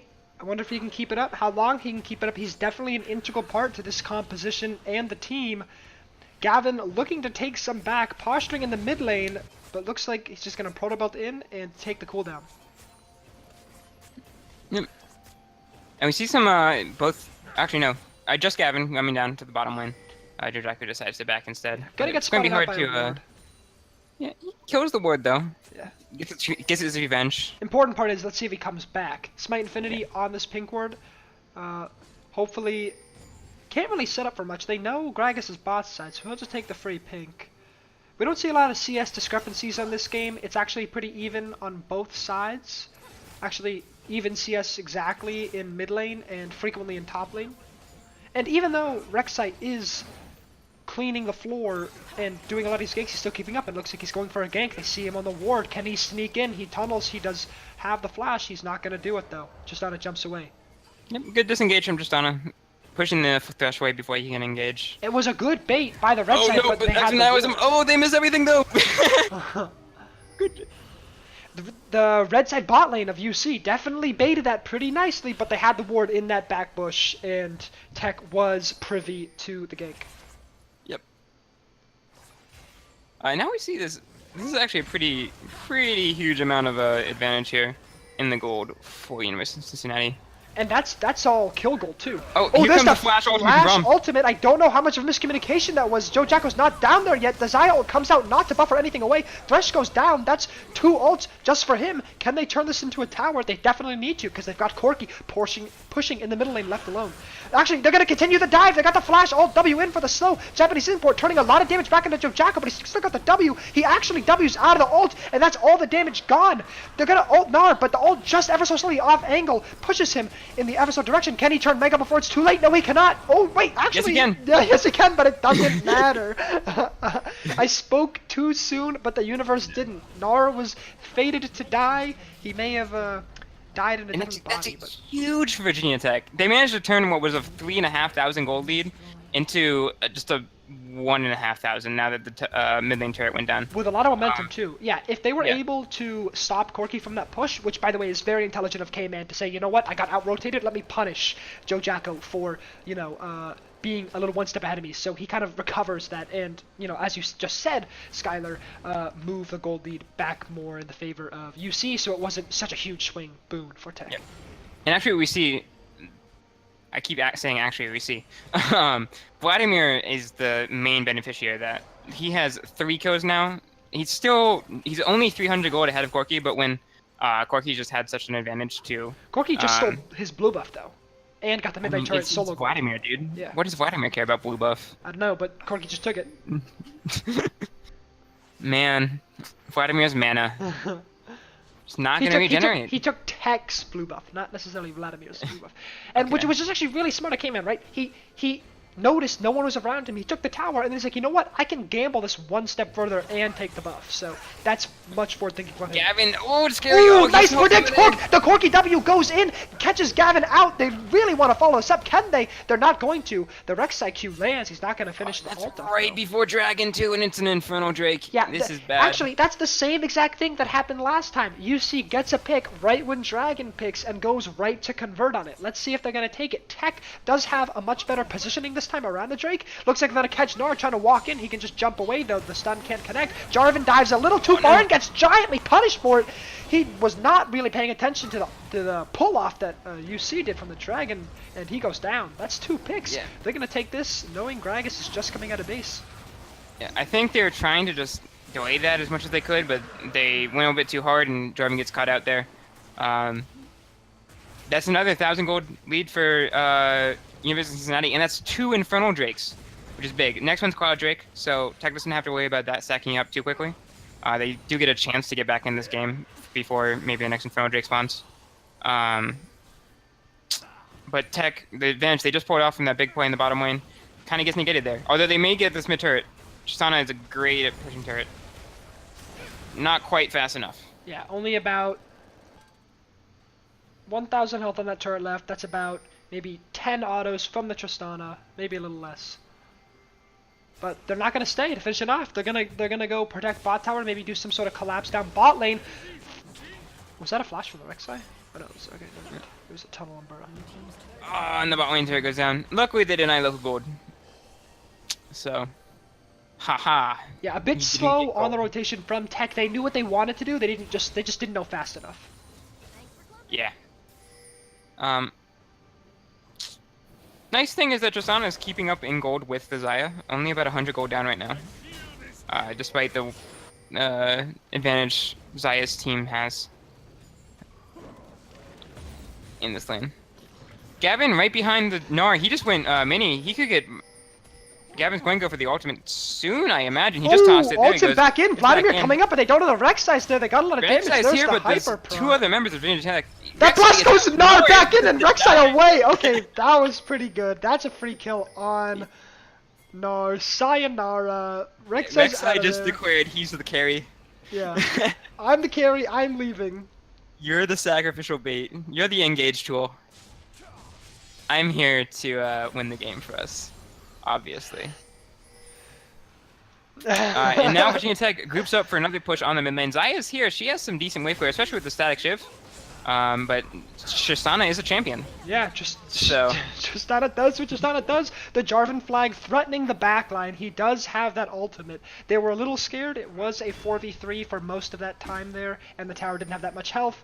Probably a safer throwaway, a safer forfeit than really, what was necessary. Yeah. That sentence didn't make any sense. UC should have given up the turret because it was safer to not. Yeah. I have the same things going on in my head. I'm like, okay, there's like sentence right now. Yeah. Let's just meld them all together. It'll work, right? Yeah, you guys know what I'm saying. Oh, you guys, you understand the game. We're only here so that you guys can hear my silky voice and maybe get some, Something. Yeah, sentences. Alright, we see some more items coming out now. Knight's Vow just finished up for Gragas. Gnar is working towards the Frozen Mallet. Vladimir is going for the Zonias, it looks like. So far. And Tristana looks like she'll probably go for, it could be, I think that's Rapid Fire Cannon or Static Shift, right? I think it's I'm gonna be not- Rapid Fire I Cannon. don't- I don't want to see. I don't want to see a play shit AD out of it. carry enough. Oh, you mean the 2 items? I think that's actually the build for Shiv. Alright, well, looks like they're gonna get the stun on the Thresh, but Rek'Sai's there to pressure them off of that follow-up. Yep. I made the mistake of reading Twitch chat. It totally destroyed my composure, but now I'm back. Yeah, I don't do that. Wait, looks like they're But don't you going want to for hear a about how four-man Drew is roam. just so good? Yeah. Drew is the greatest according to Twitch chat, or one guy in Twitch chat. No, they've Literally all the caught most onto they've interesting all man caught in the onto world. the meme. I saw another one also trying his crack at the Drew praise. Oh, okay. It's pretty good. Alright, Yeah, so- Nar trying to fight Jarvan here. Jarvan just saying nah. Wait, no, Nar comes back in though. He's going to get another W proc off. That's half of Jarvan's health. 2 hyper proc rotations and that's half his health. That's pretty considerable considering Jarvan is supposed to be the primary tank for this team. He's not getting very tanky. I mean, you got Gragas. Gragas is the primary tank. Oh yeah, true. Maybe this. Yeah, the way they're building. Yeah, the way they're building that is correct. I would have liked to see maybe like a stone plate a little bit earlier. This is a totally different Jarvan than the one played. Yeah. No, but this is just how this is going to go. Like I said earlier, Nar is going to bully out the Jarvan. Jarvan's not going to have nearly as fun a time in the side lane as he would against something like a Cho'Gath. Yeah. Can you see pressure with this Corki package? Let's see if they try. Joe Jacko is top. It is a 4v3. They want to clear this wave. They want to go into the package. Can they manage it? Tristana has enough wave clear to just keep them out for a while. And looks like they're back in to deal with the Vladimir on the top side. Yeah, and They despite don't quite get how the turret. well... Although they actually might, depending on how quite Corki gets here. Actually, Corki was in with the package on Vladimir. Vladimir popped the ultimate and the W. Hopefully... We got a team fight maybe- mid lane here. Thresh looks like he's about to go down. Tristana's gonna finish it off. He goes down. So far, it's a 1-0. Joe Jacko fell to Corki in the top lane. Can they make it back for him? There's a 3-man pile-on onto the Jarvan, but only Rek'Sai can follow up with his ult. Looks like Japanese import will take him down. Flash misses a Q. Is that even possible? But finishes him off with the burrowed Q missile. Prey Seeker connected. Corki actually wins the solo kill against Vladimir on the top side. Vladimir didn't have his Q charged up, didn't have Zonia's completed, didn't have anything he could do to survive that except for his pool. He just took too much damage too quickly. That is a big 4-for-1 on the side. Yeah, that's huge, and that's going to be Baron as well. Just For a team that has no shortage of advantages. Tristana may go for a quick dragon kill here, although it's a Quadrake, so not going to do a ton to make them win this game. And so that was huge for UC. And I just want to point out that UC had an amazing early game, but the gold lead was always relatively close. You know, it felt like UC had so much more control. They didn't necessarily have the gold, they had the control. And they were able to just now turn that control into a giant gold lead. I'm sorry, I'm reading Twitch chat too much. Oh, It's yeah. literally everybody's just talking about Jam Tree. Yeah. It's great. Okay. Yeah, no, that's a big gold lead. It's 5,000 gold lead. They They're have gonna the take advantages in all the lanes. They're going to take the they complimentary Air Drake. Yep. Air Drake goes over it. That's 3 Drakes from them now. Looks like Joe Jacko's going to go down here too. He doesn't have the health. He wastes Flash. The Zonia's is only Yes, going to Q. delay the inevitable. Now, Oh, he made actually, it wait, he back. gets Q, gets the health back. Can he even finish it up? Let's see. Not fast enough. No, not enough cooldowns. Vlad can only spam health back so much. Yeah. And this is what happens when you pick these winning lanes, right? When you have these lanes that will just... If Jacko... they're not toss-ups. They're straight up just wins. Yeah. Like And Nard to nobody Jarvan. knows... And we've seen Smite Infinity pick this Jarvan twice in a row, so it looks like he's the Jarvan one trick. But no, Figor is actually the Jarvan one trick. He's the one who plays Jarvan a lot. Smite's first picking it away from him. So if anybody knows how to deal with the Jarvan, it's Figor. Look at this 4-1 though. Tech has absolutely no idea what to do about this 4-1. With Figor pushing in the top lane on the Gnar, he's already taking down one turret. He's pressuring the inhib turret. Tech only has 4 people to do this dance, and they're splitting them all the way across the map. Baron is still on all 5 of these members. Yep. And it's just so nobody can 1v1 the Gnar right now. Jojako can't, and he's the furthest ahead on Virginia Tech's team. Tristana maybe, but probably not. He's a tank, right? Jarvan definitely can't.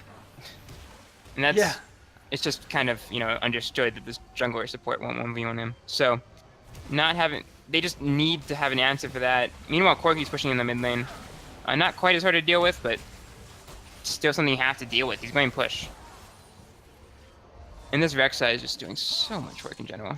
Yeah, I wonder what the UC versus VT comms are like. You know, does Tech keep their composure? How worried are they? Oh, there's a Corki kill. Dies. Yeah, that wasn't even hard for Corki. He just goes straight down. And that means the 3-1-1 is definitely working. Nar's about to take this turret down. He's just flat out ignoring the Jarvan. He ults just to add damage, but who's in here with who? Nar ults him into the wall, gets all that damage, procs the Hyper, getting the speed, finishes him with the Q. Can they even get anything back? They're gonna ult for him. Nar has almost no health. He's going down, but that was definitely hashtag They worth gave him an in all inhibitor chat. for that. Yeah, that was hashtag worth. Everybody, spam hashtag worth. Put your kappas in the chat. That was a much better deal for UC. They're also going to get this bottom turret. They can probably continue pressure the inhib. There are 2 dead coming up in 8 and 27 respectively. Looks like this might be the game-ending team fight. Can they get on to anybody? They're going to get the Braum. Knock up on the Braum. Zyalt comes out. Can she get any of the snares onto the carries? It looks like that's all they're going to take for now. Yeah. And now we see Vladimir come in, try to do some damage. He got an ult on the 4 backside of them. fight. That was I about mean- 1,000 health back, but he can't follow up. He knows someone before. And he just doesn't have enough damage right now. He didn't get far enough ahead to be able to 100-0 these people out the way he wants to.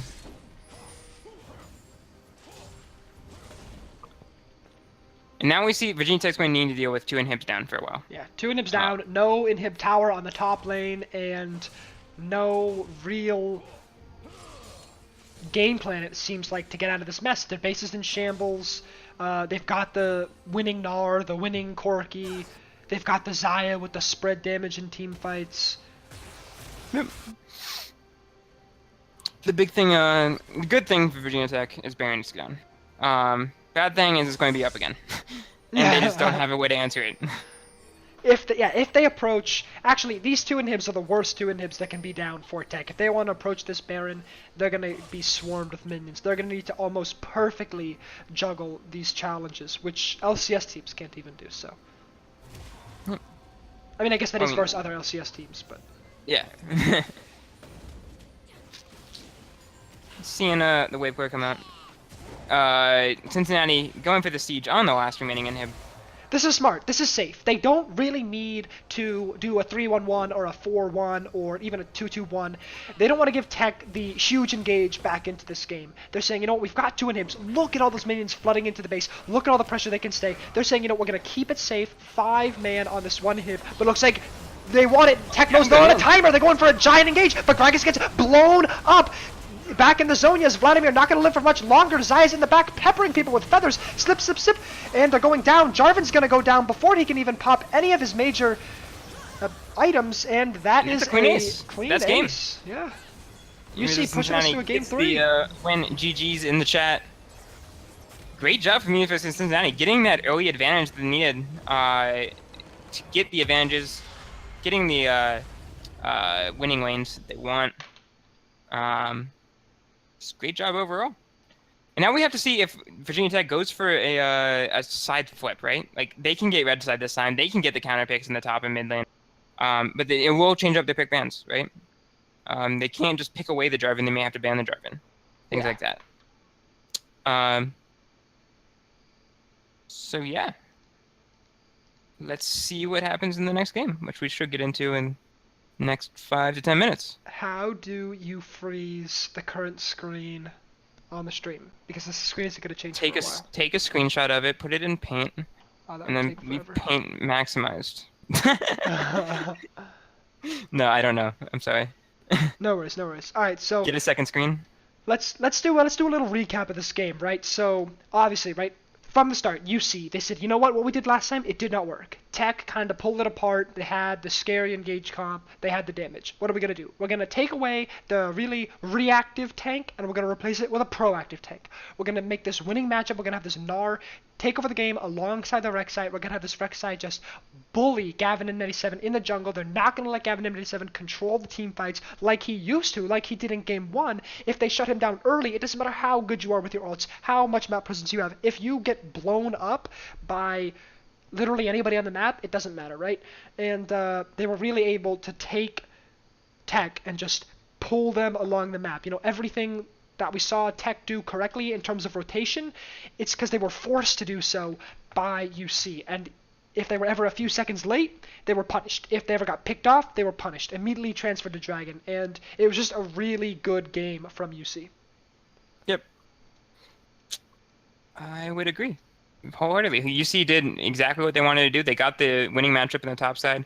Corki had a bit of an easier lane matchup that could not be as manipulated, or as Jodracker just couldn't do as much. He didn't have as strong of a early game against the Corki, and didn't have as strong as a late game as the Corki did. Yeah. Yeah. Good stuff from University of Cincinnati. I definitely like this game. It was actually very interesting. The Corki was good. Better than the first time they played Corki. I think he used those packages to get the picks. I didn't really like the Braum out of active nihilism. And that's the story, Yeah, I agree. All right, make sure you get a picture of the stat screen. The TSM chant in Bubble because his league status has triggered me. Dude, well. it's been tilting me for like years. Yeah, actually, I prepared. Hold up, you guys get hype. I'm about to put up a new graphic that I made. Looks like Tech's gone for outside based on where the players are, but I don't know for sure.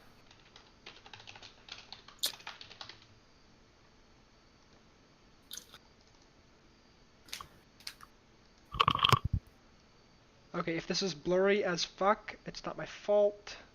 Oops. Can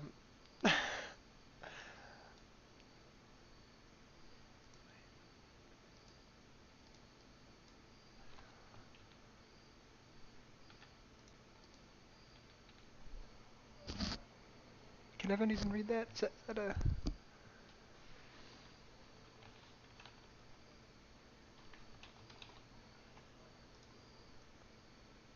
Hey, looks good-ish. I'm about to add round 2 under it so people can see the matches next week.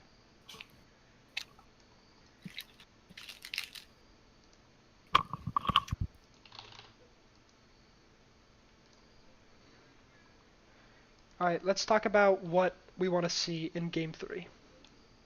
Exciting that it goes to 3 games too. I personally wanted to see 3 games.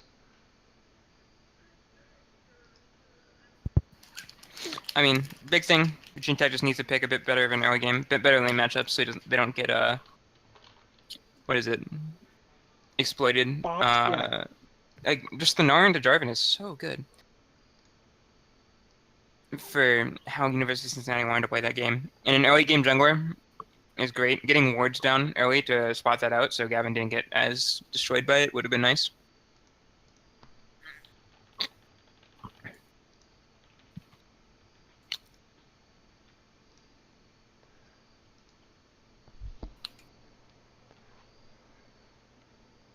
Seems like we're doing logistical stuff, by the way. Yeah, if you're wondering why.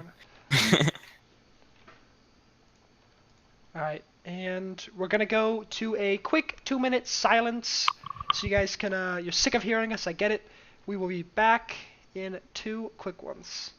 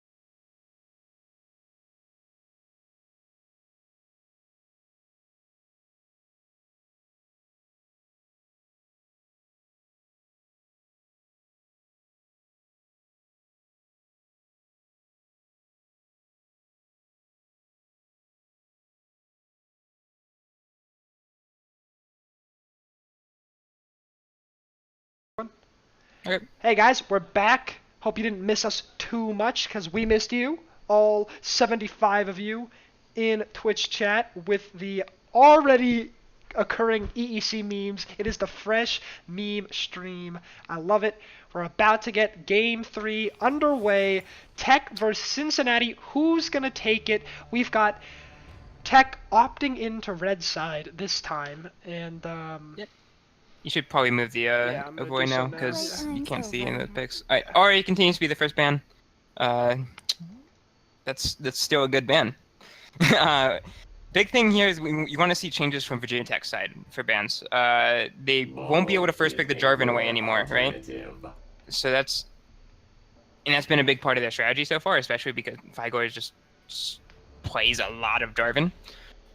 So they may have to use a ban on it, or they may have to just give it up and let Figor play it. But they can do the same thing that Figor did last game, which is just pick Gnar. Or pick something that beats it heavily inside lanes. Maybe not in the early game, but maybe later on. Yeah, but Smite Infinity is putting you to top lane. What if his pool actually isn't that deep? I don't know, dude. I don't know Smite Infinity's pool. It's Like, because he doesn't have one. I think it's literally just Jax. Yeah, he's like a week or two. He's a week or two in the top lane. He's fresh out of mid lane. Tech wanted to keep their elos as high as possible. So they said, you know what, we're gonna give our master player mid lane. And That's a little harsh, though. He's like Smite Infinity's like a What they cannot understand. he's a great player. Yeah, he's better than me in every challenger in single role. flex. He's pretty good. He's better than me in every single role. But you know, he is on a off roll. So looks like pretty standard bans. Rek'Sai from is the ban out. UC. I They're like the letting Jarvan stay Rek'Sai. out? It's Figor weird how they're can't pick keeping the Rakan Blitzcrank bans. As good as Tech has been at turning the fights back onto UC, I would kind of want to see them let the Rakan through. Maybe even ban the Zaya and then punish Rakan every time he goes in. Rakan is actually relatively easy to pop down when he gets in. He plays a lot of Rakan, though, and they don't want him influencing other. They don't want. I mean, you can only ban so you many can one say tricks. Well, they got a few of them. Anyways, here comes the Cho'Gath as the response to Jarvan. Actually, interesting that they picked Cho'Gath over Gnar, but maybe it's just a experience thing coming in. And what are they going to do next? Maybe the jungler. They've tended to pick jungler or support right here. Yep, there's this Thresh coming in as the pick. And now you're going to see, you'll probably see a support pick come in on the side of University of Cincinnati. Because there's basically 3 out of his pool of 5 gone, and if you get into the second ban phase, you'll lose a few more. It's a pool of like 6 or 7, really.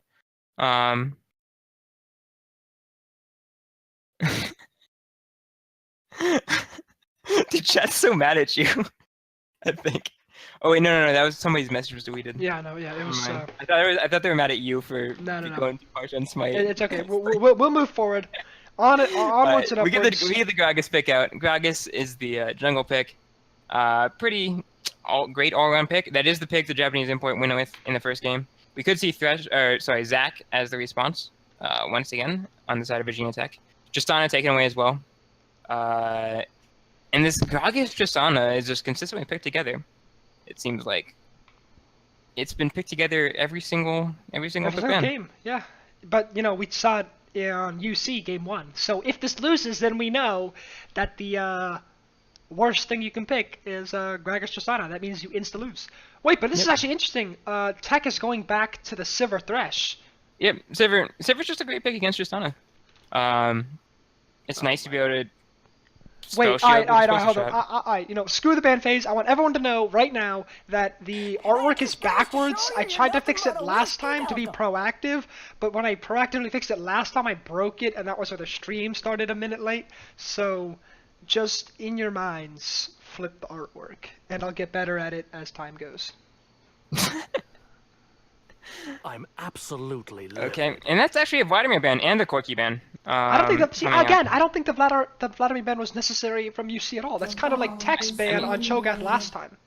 Yeah, but the Vladimir ban actually came out in the Vladimir was what got them back into the game almost in that one fight in the bottom lane. Yes. Yeah. So it could just be they're scared of that. Cassiopeia has already been banned out. This is 4 bans on Jojako, in 6 if you count Corki and Orianna as well. The new Bjergsen of the EEC, most banned against player.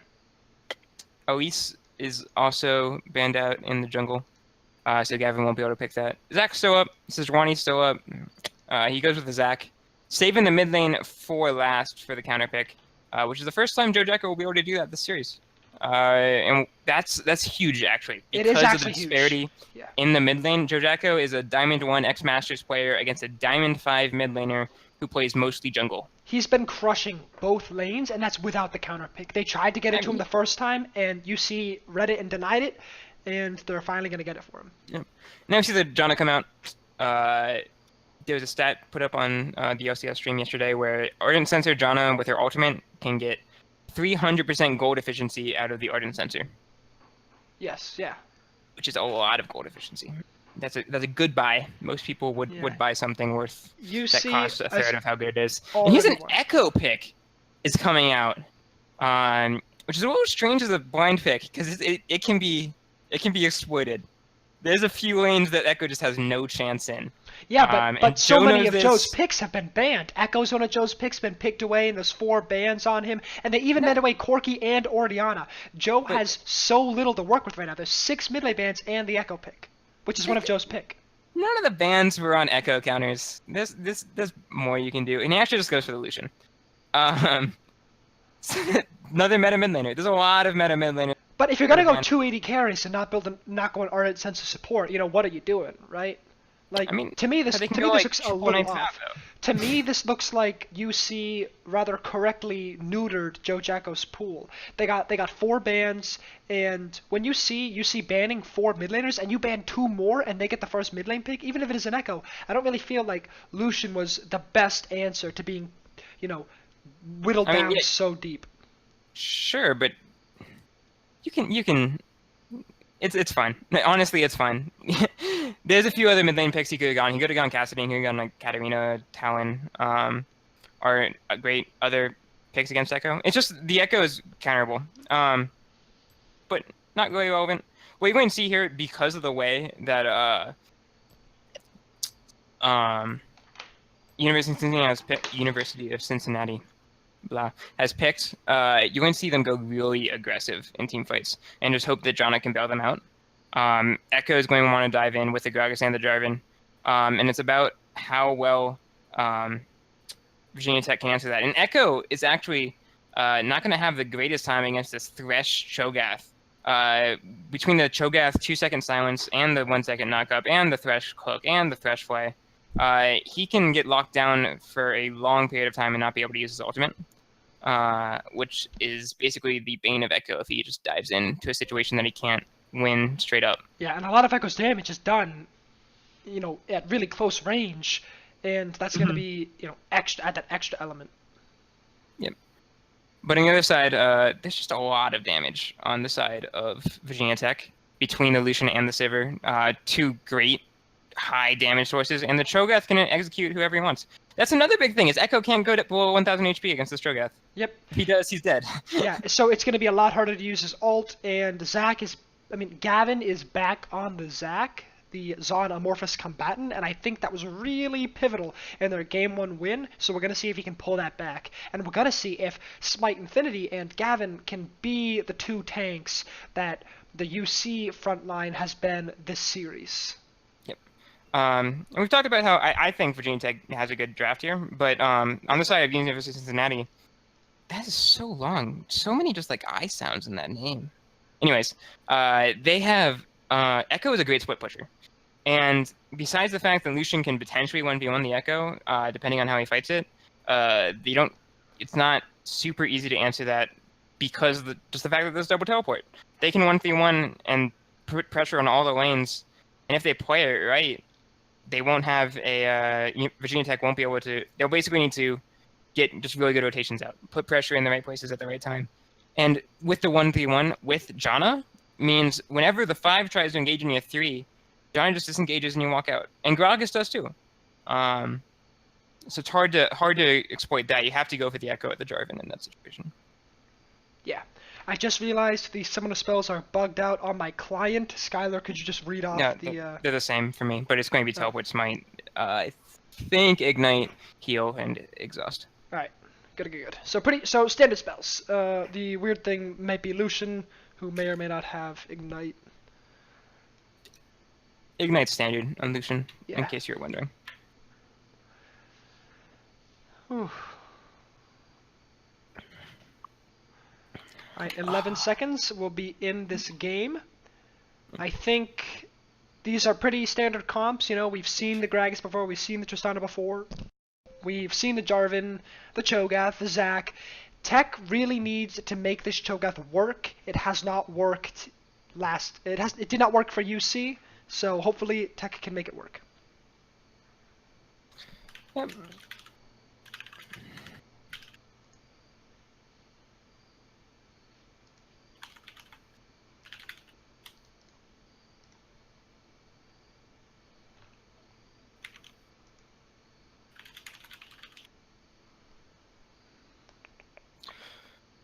Alright. Into game we go. Hey, you got the overlay switched. Cool. Yeah, yeah. That's what they call me. They call it Max never screws up twice. Reynolds, Bolobigus. That is my full legal name. Bubble biggest at the end. Yep. I'm surprised there's no TSM in there. Oh, sorry. It's TSM Bubble-Obigus, but I have to truncate it because I don't like to brag that I'm actually on the team. No, it's like copyright issues, right? Yeah. Alright, so it looks like Virginia Tech, interesting, now they're on red side, they're going for the same 5-man stack that UC went for game 1. Can they pull it off better? UC invented this strat just an hour ago. Of course they remember it. So they got the rushing the bottom lane bush is not invented. I'm kidding. Like within the microcosm of this tournament. Like, you know, No, like, but, they pulled it once. They're not gonna give them the opening again. The way UC did it was very careful, stay in the fog of war as much as possible. The way Virginia Tech did it was just run there as fast as possible. So one of them was a bit more cautious. Virginia Tech did not beat Tristana to the bush, so did not get what they wanted out of that invade. Although they got a trinket ward, it shows them. Yeah, I actually see Gavin starting blue side again on Zac. He started blue buff both times he's played Zac. Yep, correct, yeah. But even though they're on different sides of the map, so we'll see if his pathing changes or what he wants to gain carry. He's probably just going to want to farm though, because he's Zac. Yeah, I don't think he'll fall victim to predictable pathing in these games. A lot of teams haven't had enough time to scope him out. If he does continue picking Zac and he does continue picking the exact same path, then that can be exploited, but I don't think it's going to be exploited this game. Yep. Lucian zoning Echo off the wave early on, forcing Echo just toss Qs. Big thing is that Lucian hasn't put a ward down to spot out any invade from Japanese import. They do want to avoid that happening twice, although Grog is probably not as good at it as Rek'Sai was. Granted, it is Zac, who cannot fight you. So we'll see what happens. But he looks like he just wants to standard clear. Procs the Thunderlords get the 3 hits on the passive. Second Q through with the movement speed back in. Joe trades back just well enough, though. Looks like Joe actually got the better end of that trade, even with Echo landing more abilities. Yep. Echo has the corrupting potion, so he'll regen a bit more, and he has the teleport, so he doesn't need to stay there. Gets tons of damage on this Tristana, forces the flash. Yeah, That's nicely big done. early. Yep. And now we see Japanese import finishing up the blue buff and heading towards the mid lane. Actually, he's going to get spotted by a ward here, so both Gavin and Joe will know. And he's actually doing the shuttle crab, so not too exciting there. Cho'Gath doing fine on this lane top side. Bot lane, Virginia Tech getting the better of him. And we actually see a 300 gold lead. 300 gold lead at 3 minutes in. Dang. Considering we only have about a minute to build that lead, that's pretty good. Ooh, Oh, nice excellent play by Joe predict. Jacko. Yeah, that was smooth. Didn't look too didn't really matter, but it looked really nice. Yeah, it looked very nice. And if he did get hit by that, he would have actually lost probably about a third of his health at least. And maybe even his flash. Yep. Echo gets 2 hits off there. Doesn't stick around for the second. Now as I'm wasted the hook into a minion.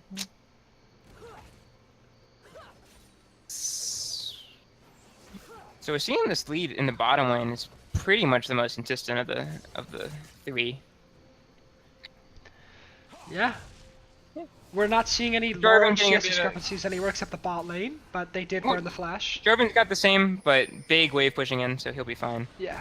Cho'Gath also. Oh, here comes Japanese import with the gank in the bottom lane.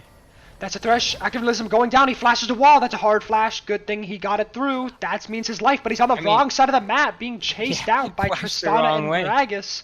He's wasting time right now. yeah, He's going. He's pushing back while Sivir pushes this wave into turret as hard as he can. Q Wastes connects the as slow. much He's time racing as to the blast possible. cone. Ooh, Gragas read that like a book. There's the flay. He's gonna go down to this grenade. First blood onto the Tristana. UC getting yet another first blood, securing it in game 2 as well. Gavin looks to return, payback. UC in this gank. Oh, the Q lands from Cho'Gath, but the he E messes misses up the from Q. Zac. They can't really follow this up. They don't have the damage. They don't have the CC. Yep. So Zac there with his stretching fists hit the Q on the Jarvan, but then auto attacked him again, and he messed that up. He should have auto attacked me first to get the pull back. Yeah, it's always definitely easier lost to all land a advantage skill there. shot on the AI than the player. Jarvan goes back anyways though, and Sivir gets this big wave pushed into her.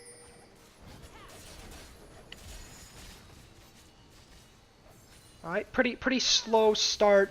I mean, we have had around 5-6 minute first bloods in all these games, but the first one definitely faster and a lot more skirmishing than the second. We'll see how much these teams want to risk in game 3. It's effectively a BO1. Japanese good import in the mid lane though. D from the Yeah. Gragas. He waits Uses into the the Lucian Ignite. dash. That's the mark Basically of a just good doesn't player want right the there. Gragas to dive him. Goes ahead and goes back. They do have the, he did manage to get Echo's teleport out already. So that's a good job from Lucian, although I'm sure Echo was expecting to pop his teleport pretty early in lane.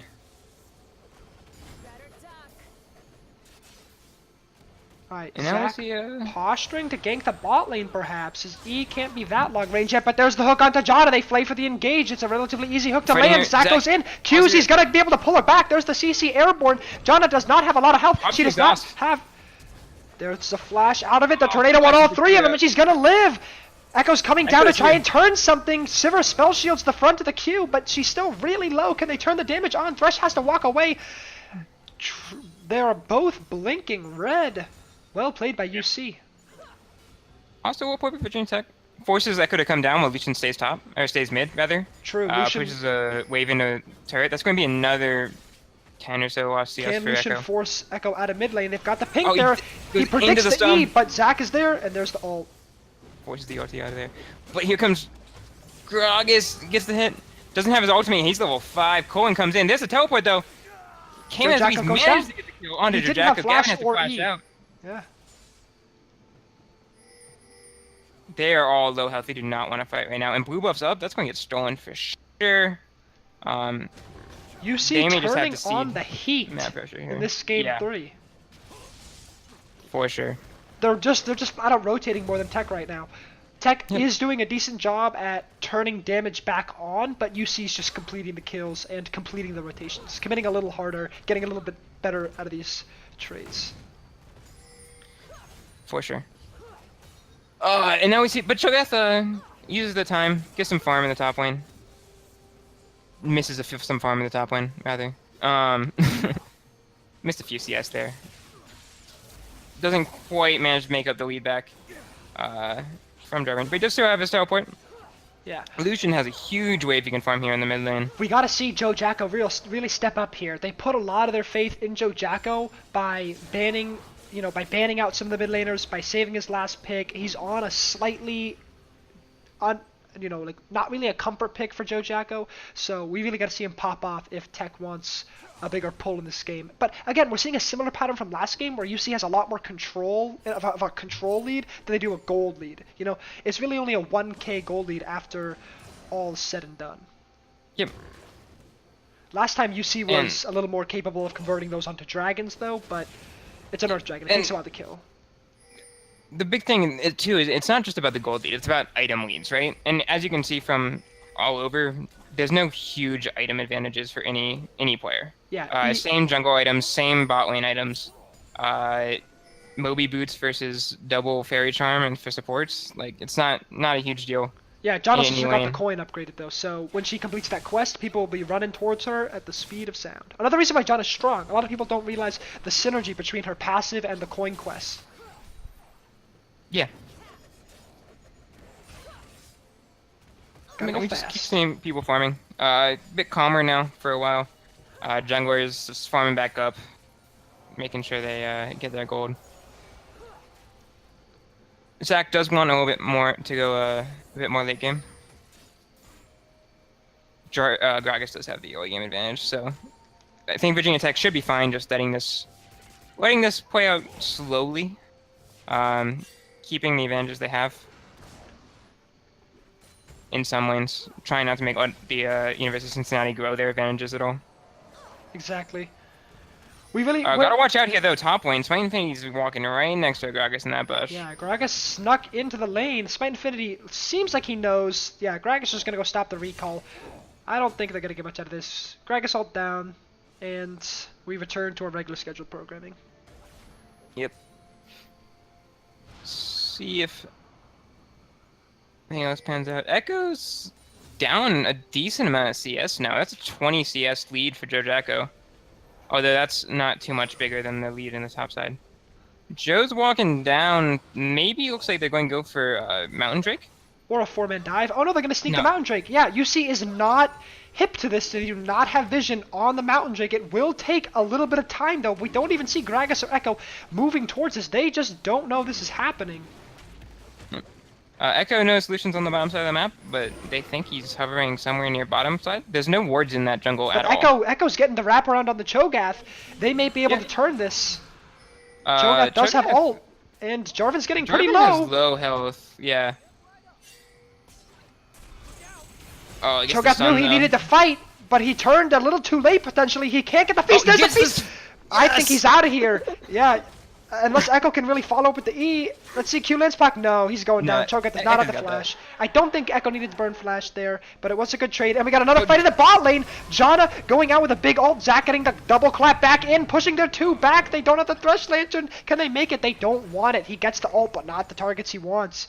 Gragas getting closer to the carries. This is a no bueno. Joe Jacko finally roaming back down from mid lane. They look for the re-engage, but they're not going to take it. I'm sorry I'm biased, by the way. I heard that. I Yes, did no. shout out a yes when oh, they did the hook on the Japanese import. There's a flay onto Gragas, and looks like nothing really is gonna make it of this. Gragas does not have ult. Oh, yes, he does. There's the teleport in from both of the top laners. Echo coming in, getting a kill on the Thresh in the backline. Joe Jacko gonna go down here, 4v1, trying his best to no avail. Yep. He did. And Zac is dead too. Oh wow, last second there. Well, yeah, he was dead either way though, because he got up. Yeah. And we saw in that fight both University of Cincinnati solo laners teleported to the bottom side, whereas Smite Infinity teleported to the top side. Does not get, just was not prepared for that fight to break out. Was not looking for that teleport Yeah, in they're the gonna same get way these that the turrets, team too. of Cincinnati was. Yep. It's just on it, dude. They're going to get a turret. Yeah. Just a heads up on this bias thing going around. The home games are casted by the college's casters. So what I had every college do was provide me with their own casters, and then I had them choose their own games, and they're going to cast their own games. So you'll see a lot of bias towards the home team of the games. And that's just how it's going to work. I mean, we were a little supportive of UC the first time. I mean, sorry, in the second game, because they were winning. So we're going for more of a winner-focused bias here, but it's gonna happen. And suck it up and have fun. All right, so back to the game.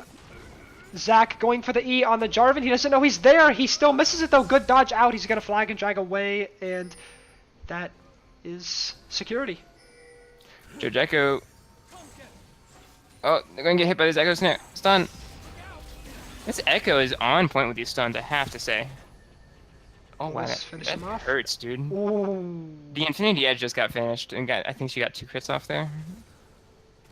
So that was some painful Yeah, they sent this. damage. Virginia Tech sent Sivir bottom again, and it's going to take her a while to push into that bottom turret, so UC has a lot of time to set something up, but looks like Gavin, M97, going for a play. Ooh, gets John a tornado. I'm honestly going to say I think that tornado was complete luck. I think she was going to fire it at the wave anyways. Yeah. I think Virginia Tech's fine. Wait until late game. Yeah. Sivir is a great late game carry. Cho'Gath is a giant Beast, meatball in the late game. And Lucian does not scale poorly by any means. League of Meatballs, right? And beef balls and beef meat balls, sticks yeah. and meat popsicles or something, and you know, all that. At least a few of those were euphemisms. At least a few of those words. But most of them were describing the League of Legends state of the meta. Or at least Cho'Gath. Or at least Cho'Gath, yeah. Oh my goodness.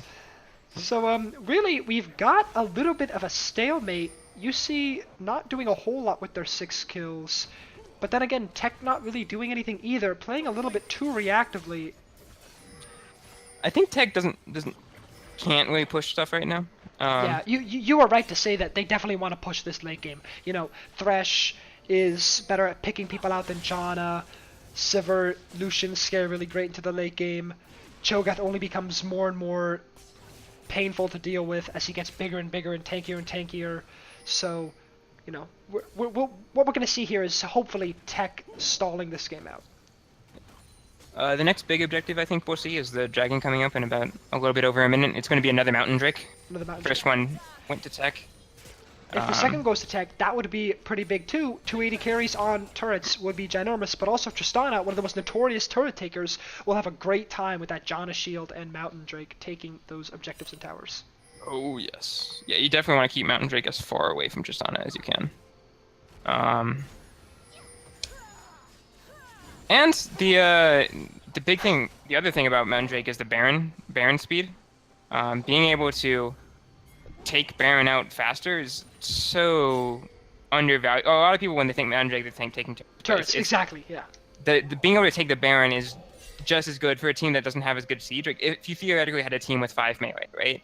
You would never try to siege like by just slowly whittling down the turret. You would dive a lot, and Baron makes that so much easier. Especially with the way that you can manipulate minion waves in other places, and being able to just take down Baron faster is a huge advantage of Mountain Drake. Yeah, and you see Echo going to the top side to deal with Cho'Gath. We have a bit of a lane swap situation going there. Elder Drake, it'll be super easy for them to apply that burn with the Sivir Ricochet, with the Lucian double tap and W, with the Feral Scream. It'll be super easy for them to apply that just devastating burn damage if they can ever make it to get the Elder Dragon. Yep. And this is actually a bit a thing that I think Cincinnati is falling a bit into Tech's trap of just like letting this game stall out. Yeah, definitely. They should probably actually Tech was the one going for the play here first. I think they should definitely drop this fast. Yeah, they do not want to be here. That's a good flash out of the Zac. They pop the Sivir just to get away. Everybody from University of Cincinnati is coming in. He goes in on. That's a good play though. Good flash. Yeah. That would have been huge for UC. That was a brilliant collapse, a brilliant play from the Jarvan. They saw the Rift Herald, they collapsed on it together, but an equally good play from the Thresh and the Sivir, who successfully disengaged that almost just terrible looking fight for them. Yep. And now we see the Rift Herald is coming out here. Maybe we'll see the same thing from Tech. Fendy's going a little bit too close here. What is he doing? Wait, can you get the go on to? Oh no, gets the Echo out coming out. He goes down, but now it's a 5v4, but Tech tries to sneak away the little Rift Herald. I don't know if that's going to punish them for it. Jarvan goes in with the Cataclysm, gets 2. He's going to pull back in the team. I don't know if that's where they want it to be, though, because now they're just that closer. Janna pops the ultimate, but gets focused down by them. Can they keep the Zac alive? Janna falls down. If Zac can get back up, he cannot. Jarvan goes back in. Will he get punished for it? Because Joe Jacko has been relentlessly auto-attacking the entire team for the entire time, but they can't connect the kills. 2 for 1 overall. 2 for 1 and Rift Herald going on the side of University of Cincinnati. It's actually on the Tristana. Just take it on who you can get. Tech has more people on the map right now. Maybe going to try to get some mid-turret pressure here, but Echo can clear the back line with his Q at this point, so it's not going to be too easy to break that into the turret. Yeah. And now they're going to have to group up to deal with Tristana's Rift Herald. It's going to be popped down in a second here. Although Mountain Drake is alive now. But it looks like UC They is went better right. positioned for this Drake. Cho'Gath is top. He does have the teleport. We got to see Thresh get down there fast, and Sivir is on a really bad back rotation for this dragon, and they have the Rift Tail to pressure mid lane. I think this dragon is UC's, because we're about to see Joe Jocko get a cut out here too. I mean, I think the dragon was going to be UC's, just based off the advantage. I think Tech's just going to take what they can get. Lose the first turret, that's going to go down when the Oscars failed anyways. But yeah, now this game's back to an inactive state, sort of. It was a bit foamy for a while, and now we've got UC actively trying to build up their Oh no, advantage they're and looking for the dive. Sivir pops the ult, almost pop poorly. the ultimate from Cho'Gath. Janna's pretty close there. She loses half her health. Yeah, Thresh hooks a minion. Did not want to do that. Yeah. To save the turret momentarily. Don't get much more. Echo's going to be on the top side, so somebody's going to need to go answer. Yeah. UC just proving they know how to rotate in these last 2 games. Yep. So Sivir's just like starving for farm. She really needs. She's about 2,000 gold down right now. She really wants that attack speed item at this point. It's just so close. Here comes the Gavin going into Jarvan. Oh, that's gonna be 2. That's a double hit onto the Janna and the Jarvan. That's a 3 back into the comp. They got the box down, but the Janna's gonna disengage. Smite Infinity in the back. Lucian tackling him on the back almost. That does no damage. That's onto the 2 tanks. That's a huge Jarvan ult, getting them all so low. Triss is untouched this entire fight. That is an amazing just Jarvan turnaround. It looks really good for Tech there too. Yeah, no, that was a great Zac ultimate, followed up by a great Jarvan ult. Followed up by a great Janna ultimate. Or before, that was before Jarvan. Janna died first, dude. No, Janna got her ult off, which distributed Cho'Gath to the back line, and then the carries away from But yeah, that was a good fight from University of Cincinnati. Almost a great fight from Virginia Tech. They had the advantage there for a second, but could not finish off enough priority targets fast enough. And now they're going to lose another turret, it looks like. On top lane, They're just maybe kind of even falling. They really just want to stall out. They really just want to farm up for items, but they're just not managing to keep the other team down long enough. And now we see all of University of Cincinnati going towards the bot side. Red side, we have pings out onto Baron right now. They're going to try to get that out. Maybe, although it looks like they're not agreeing. Just the one ping. Saber clears out mid lane and backs off. Meanwhile, University of Cincinnati spends 3 people to Mountain Drake and goes to back off afterwards. They actually could have gotten that Baron. There's no wards on the side of University of Cincinnati.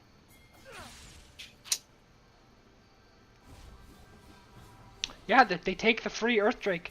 Honestly, maybe University of Cincinnati, they could have pressured that Baron. They could have pulled Tech out of their base, gone for one of those more one of those really nice team fights they've been having.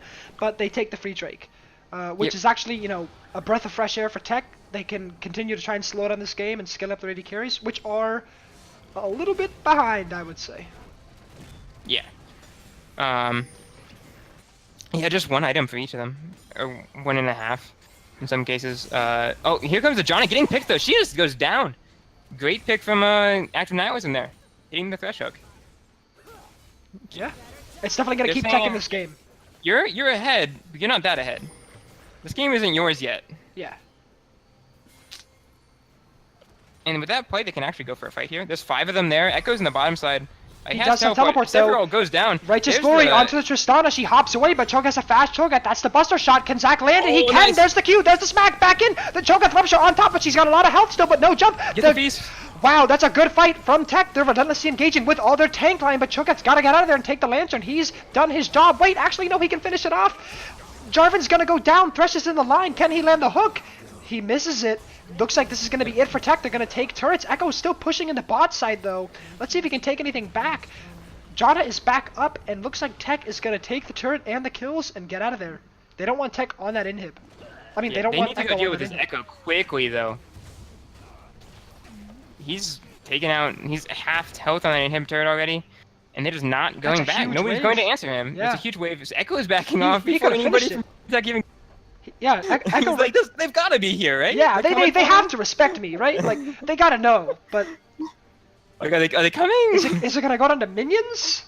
He's just waiting. He's got flash! Flash for it, Joe! Oh no, that's down, that's down. That's hilarious. Calculated by the Echo.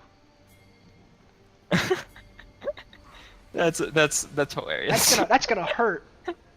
Yeah, you do not want to inhibitor it down to something like that. They just stood around and didn't answer that. That was a little frustrating. Not a lot of even pressure from UC to stop their backs either. Yep.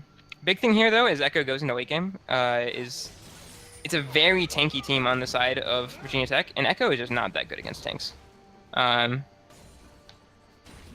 He just can't really deal with their sustained damage, especially if he can't get them down to that 30% health mark. So the later this game goes, the more it goes into Virginia Tech's hands. Even with the Drana and the Tristana, just the late game for Virginia Tech is better. Yeah, So Jana you is really gotta squishy as well. University of Cincinnati really wants to just keep up the pressure, keep using their advantage. If they let this game go out about 10 to 15 more minutes, it's gonna be Virginia Tech's. Yeah, so we want to see really UC use their teleport advantage. They've got the 2-man with teleport. Right now the Echo can't really contest this Cho'Gath. So, you know, right now the map distribution is in Tech's favor. Tech has got the right 1-3-1, where UC has the worst 1-3-1. Yep. And Cho'Gath is at the point now where he can actually bully this Echo in the side lane. He may even get the kill. He's got the feast. But he's not going to he go just for pops it. the ulti. He's fine with that. Tristana's on her way down. But they've got the Cho'Gath movement is speed to gonna catch up to him. Looks like that when they see that the second they see Tristana and Echo both down there, they're gonna go for the Baron. Can they rush it down fast enough? It's really not falling down that fast. They just. I think it's just a bait. They're going. Gavin was already low in health. They didn't really want it. They forced Tristana away so she can't chase the Cho'Gath. So the Cho'Gath gets to just sit in that lane and bully Echo some more. But good job from Virginia Tech, just letting Cincinnati know, like, hey, we're still here. This game's still in contention. We're fighting for it. Don't write us off. Yep. Yeah. All summoners. Although maybe they don't want to do that. Maybe they want. And then they surprise them, right? Yeah. Just sit there, just wait for a while. Just, you know, just be like, oh no, we're losing, and then win. Do you think? But now we actually Cho'Gath's see, building we see a locket? 2 items finally finished for Lucian. Oh, wait. Cho'Gath is building Locket. Is that what you said? Do you think he's building locket? No. No, because he doesn't have the. He's got chain. I mean, Vest. That's Chain weird, Vest doesn't right? build a Locket. Yeah, no, it doesn't. I would have like my point being I would have liked to see Cho'Gath build a locket. Cho'Gath with a Locket would be good. Zac can also build a Locket. Basically just anybody who builds Gargoyles and then Locket's just so good. Because it scales with health, right? Yep. You get that 2,000 health shield for decreasing 2 seconds. Hook's gonna miss. Would have been a big one too. Hits the flay though. But they don't really know that Jarvan is behind him if they engage this fight. And Jarvan gets the reach around. Yeah, they're fine. Yeah, they're fine.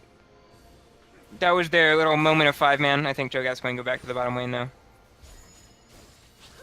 Deal with these minions. Continue farming up. Continue being Cho'Gath. Get as beefball-y as possible. Yeah. Let's get a count on how many stacks this Cho'Gath has on his ultimate. 8 stacks. 2 from champions. So he's gotten 2 of those stacks off champions. But it looks like Thresh is going to get caught out. They're going to return the favor from the previous pick-off on the Janna and pick off the Thresh. Can they convert this onto a Baron? I don't know. It's going to be pretty scary. Yep. Bright side is just the support. Bad thing, it's right next to Baron. Gavin potentially will go for a steal here. Knowing that it's... Oh no, he gets interrupted though. That was huge. Can they finish off Janna? Janna goes Johnny down. dies. Joe Jacko gets off with the movement speed. He's got Jarvan the goes down autos. as well. Sivir goes down. If 2 they for can 2. finish off Echo here, which doesn't look like he can actually, he's taking way too many minions. Does he have the feast? He's in the bush, but he gets the ward down. Oh, Echo gets the kill. Yeah, I actually thought Nice. Cho'Gath had that. That's very well played by Echo, But now but there's does he know? more He's got coming. the ward. He's got the ward. He's got Witchbane, that's some movement speed. He's going to pop this slow here. Not going to quite be able to finish it off. Dang, that Cho'Gath losing to the Echo in the fight is not nice. And they're going to lose the mid turret here, potentially an inhib. Joe's sitting in the bot lane instead of protecting against this mid lane push. Gavin probably wants to just go back. They're not going to be able to end here. Oh, but look And at this nice thing- proactive call. I honestly think UC could go top lane, but they're not going to. Oh, they're going to go for the dragon. Interesting. Yep. Okay, Second Mountain Drake on Yeah. the Tristana. agreed. Yeah, that was the better call. Making sure if Virginia Tech makes one big mistake, Cincinnati's going to win with this Mountain Drake. Because of the Tristana with Mountain Drake. Just being such a good tower pusher. Yeah, really, it's coming together. The Echo, I honestly thought was going to lose in the Cho'Gath split push. That was kind of one of Tech's, beacons of hope. But now that the Echo is really pulling ahead of this Cho'Gath, I don't know what Tech can do. It'll be, yeah. You basically just need this Cho'Gath to get a bit bigger. The big thing, the reason, actually, I didn't even notice this, he doesn't have match resist, or not a substantial amount of it. He just has the Gargoyle Stone Plate. Does not have too much to deal with the Echo yet. And it looks like he's just continuing to build that way. He looks like he's going Frozen Heart next. Maybe a bit of an oversight there, not building to deal with the Echo, when that's who he's been consistently split pushing against for the last few minutes. Yeah. University of Cincinnati looking to get this top lane turret here with 4 and the Baron buff. Will be really relatively easy for them. Joe uses the ult to try and clear out the wave, but cannot manage to do anything with that. He's threatened away by the Jarvan. The Lantern was there to help him in case, but really, it's UC's got the pressure. Baron is on these guys for about another 30 seconds. We'll see what they can do with it. Yep. It's about 30 seconds, I guess. Can you even make that hook? Like over 2 walls? That's not possible, is it? I have no idea. Dude, you're like a thresh man. I know. Here There's goes a Zach. huge Zac ult into the backline, but he can't really follow up with the ult. It was just the E, and he goes down before he even gets him, but the passive is there. Can Joe Jacko do the damage? It doesn't look like he can. So far, that's jammed you down. Zac down. Activism falling down. Cho'Gath joins this fight late. Doesn't look like he can really do anything. He slows at the backline. That is 4 down. Oh, huge beast! Quadruple for the Huge beast, Tristana. but Echo is going on the Nexus turret. Nexus could fall right here. Yeah, Cho'Gath can't do anything about this. This is 3 waves of Baron minions with 2 supers and Baron, and that is gonna be game. UC taking it off the turret dive, and that's excellent. UC takes the series 2-1 versus Virginia Tech. Yeah, and that was huge. Great play from Echo there on the split pushing. Does exactly what pick. Doesn't go into the team fights like just goes for the split push, especially against the Cho'Gath with no magic resist and the rest of the team getting a little bit too far behind early. It just doesn't quite add up for Virginia Tech. Cincinnati does a great job capitalizing and winning. And look at Deep Dick Pizza with that amazing 12-2 scoreline, really carrying the team there in all of the team fights. 1-0-15 Japanese import as well. Doing a great job. Yeah, so who's your vote for MVP? Of the game of the series. Of the series, entire series. Japanese import. Japanese import? I would agree. He definitely won the second game, hands down. He did a great job the third game. And first game went to Tech, but honestly, he still played a great game the first game as well. Yeah, I mean, but just too bad that the godly Jamdrew cannot bring it back for the team. He's so good. So good. Can't do it. Jam I guess Drew, is First Chat wrong? First Chat couldn't be wrong though. No. So, do we want to get one of the guys in here for an interview? Let's see. I'll ask him.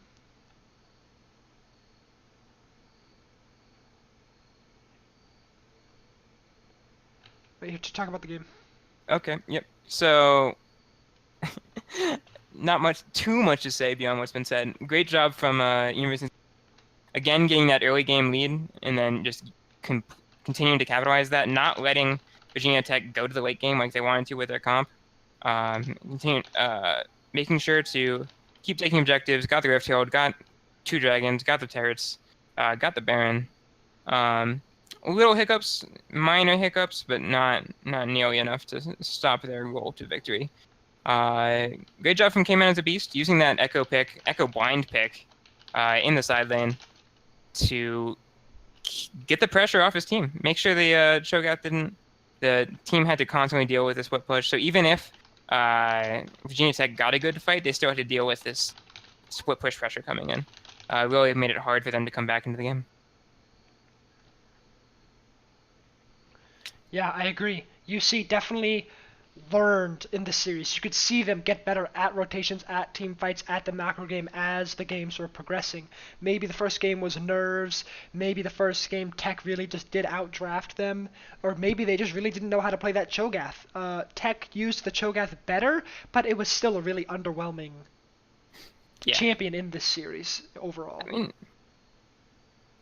I think it did some work in the last game. In the last game, I think it was played very well. I just think that the Jarvan was not used as well by Virginia Tech as it was by University of Cincinnati. Expected as well. I mean, Figor is really good at Jarvan. And Gnar, apparently. So yeah. Yeah, I really did like that Gnar play in the second game. That, we did, have import in favor of the MVP, but Figor definitely made a case for MVP. He had amazing Jarvan ults. He won an entire top half of the map for their game 2. And actually, now we're going to move, Skylar, if you join me in the Discord meeting room, we have an interview with Japanese Import, the series MVP. All right. Hey, how you doing, Import? Good, how you guys? Doing good. All right. So we're gonna give you about 4 questions here, and Alright. So the first question: what were the communications like? What were your team comms like in Game 2 on that Baron push, where you really had Virginia Tech on the ropes and you were just pulling them around the map, taking inhib after inhib? Most of the time it's just like me and Brian Man doing comms. So a lot of the time, like we're just trying to draw pressure, and every time we draw pressure, I'm like, okay, someone can go, and then we just like rotate in and out. Especially with Baron, it becomes really easy to like hit towers, and we can just dance, and like the war of attrition is in our favor just because of that buff. So like we can just sit there and do that for the 4 minutes that it's up. So are you the main shot caller on UC? Yes. All right. Skylar? Yeah. So what was it? So after you lost the first game, what were some of the thoughts you had saying, all right, how do we come back, get game 2, game 3? I was actually really scared after the first game. Basically, like we just banned out the mid laner. I think he's their best player by far, and a lot of the plays they were making were coming off of him. So we just put him on champs he was uncomfortable with, and then from there, like mid pressure bleeds into jungle pressure a lot. So as a jungler, it's like really important to have good communication with your mid, and if he's not on comfort champs, then it becomes a lot easier to do what I want to do. And that's why, like Kyle said, he had mid pressure at level 2, right? And I did the XP Quint cheese and then invaded the Gragas at blue, and both my solos were ready to move. And I was just asking them, like, can you guys rotate? Can you guys rotate? Like, if he comes first, like, tell me if he moves. So I was pretty safe just to do whatever I wanted, and we wanted to just punish them early instead of, like, letting that go on late, because I think just, like, the mid player was really good and was able to do plays, and we just stopped that early. Good stuff. So did you feel like you were in complete control in that Rek'Sai game? Because it sure looked like it. You cut out there, Max. Yeah. Oh, shoot, sorry. Did you feel like you were in complete control for that Rek'Sai game? Because it sure looked like it. Yeah, I mean, that matchup's actually really good for Gragas. So, like, I play both those champs, so I know the matchup from both sides. If Rek'Sai doesn't get ahead early, that game becomes really, really impossible. So we were just going for the plays. It was, like, the most sure for us to win. And I did the XP Quint cheese just because I know, like, a lot of people don't expect that or don't see the runes, right, at the beginning of the game. And we just went for it. And getting the early lead, I can just snowball that forever, since Rek'Sai is, like, the strongest pre-25-minute jungler in the game. So there's, like, nothing they can do if their lanes can't rotate. I can just invade the Gragas and shut him down completely. Awesome. Very cool. Any other questions, Skylar? Yeah. So, in your opinion, who do you think on your team deserves the MVP? Figor, my boy. Yeah, popped off. Yeah, he had some amazing ults. He really turned a lot of the team fights. You just cut out again, Max. I'm amazing ults. on stream. Great play on the. That Gnar ulti, I think our comments were just like, Figor, you're a fucking beast the entire time. I don't think anything else is being said. We were just like, Figor. So good. This man is a genius. Yeah. And you could see the Virginia Tech knew about the Jarvan, knew he needed to be. Yeah, we played a lot of our drafts based around like the fact that they wanted to dot ice comfort picks. So yeah, we knew that, and we went into the second and third game with that. I think we got a lot of good information off the first game just from jungle pathing. Thanks, Tyler, for the analysis. Yeah, we got a little bit of information about the jungle pathing, and from that I was able to abuse in games 2 and 3. So that really helped us get off to better early games. And I think just knowing that Cassiopeia was such a big problem in game 1, we just got rid of it for the rest of the series, and we didn't really have any problems after that. Gotcha. All right. Well, congratulations on the win, guys. First win in the ECC or Yeah. EEC. Thanks Thanks. for the interview, and good luck in the rest of the season. Thank you. All right. All right, well, thank you everyone for joining us. Today we peaked at 93 viewers. That is amazing. We are so glad to have you guys. We're excited to get you guys 17 more of these games live Mondays and Tuesday nights at 8:30 right here on EEC Main. If you can't get enough Collegiate LoL action, you can always go hop over to the MWEC and check them out. But for now, it is me, Max Bolo Reynolds, and Skylar DeWoyo Edwards. signing off. Thank you guys for joining us on the stream, and we'll see you next week. Bye.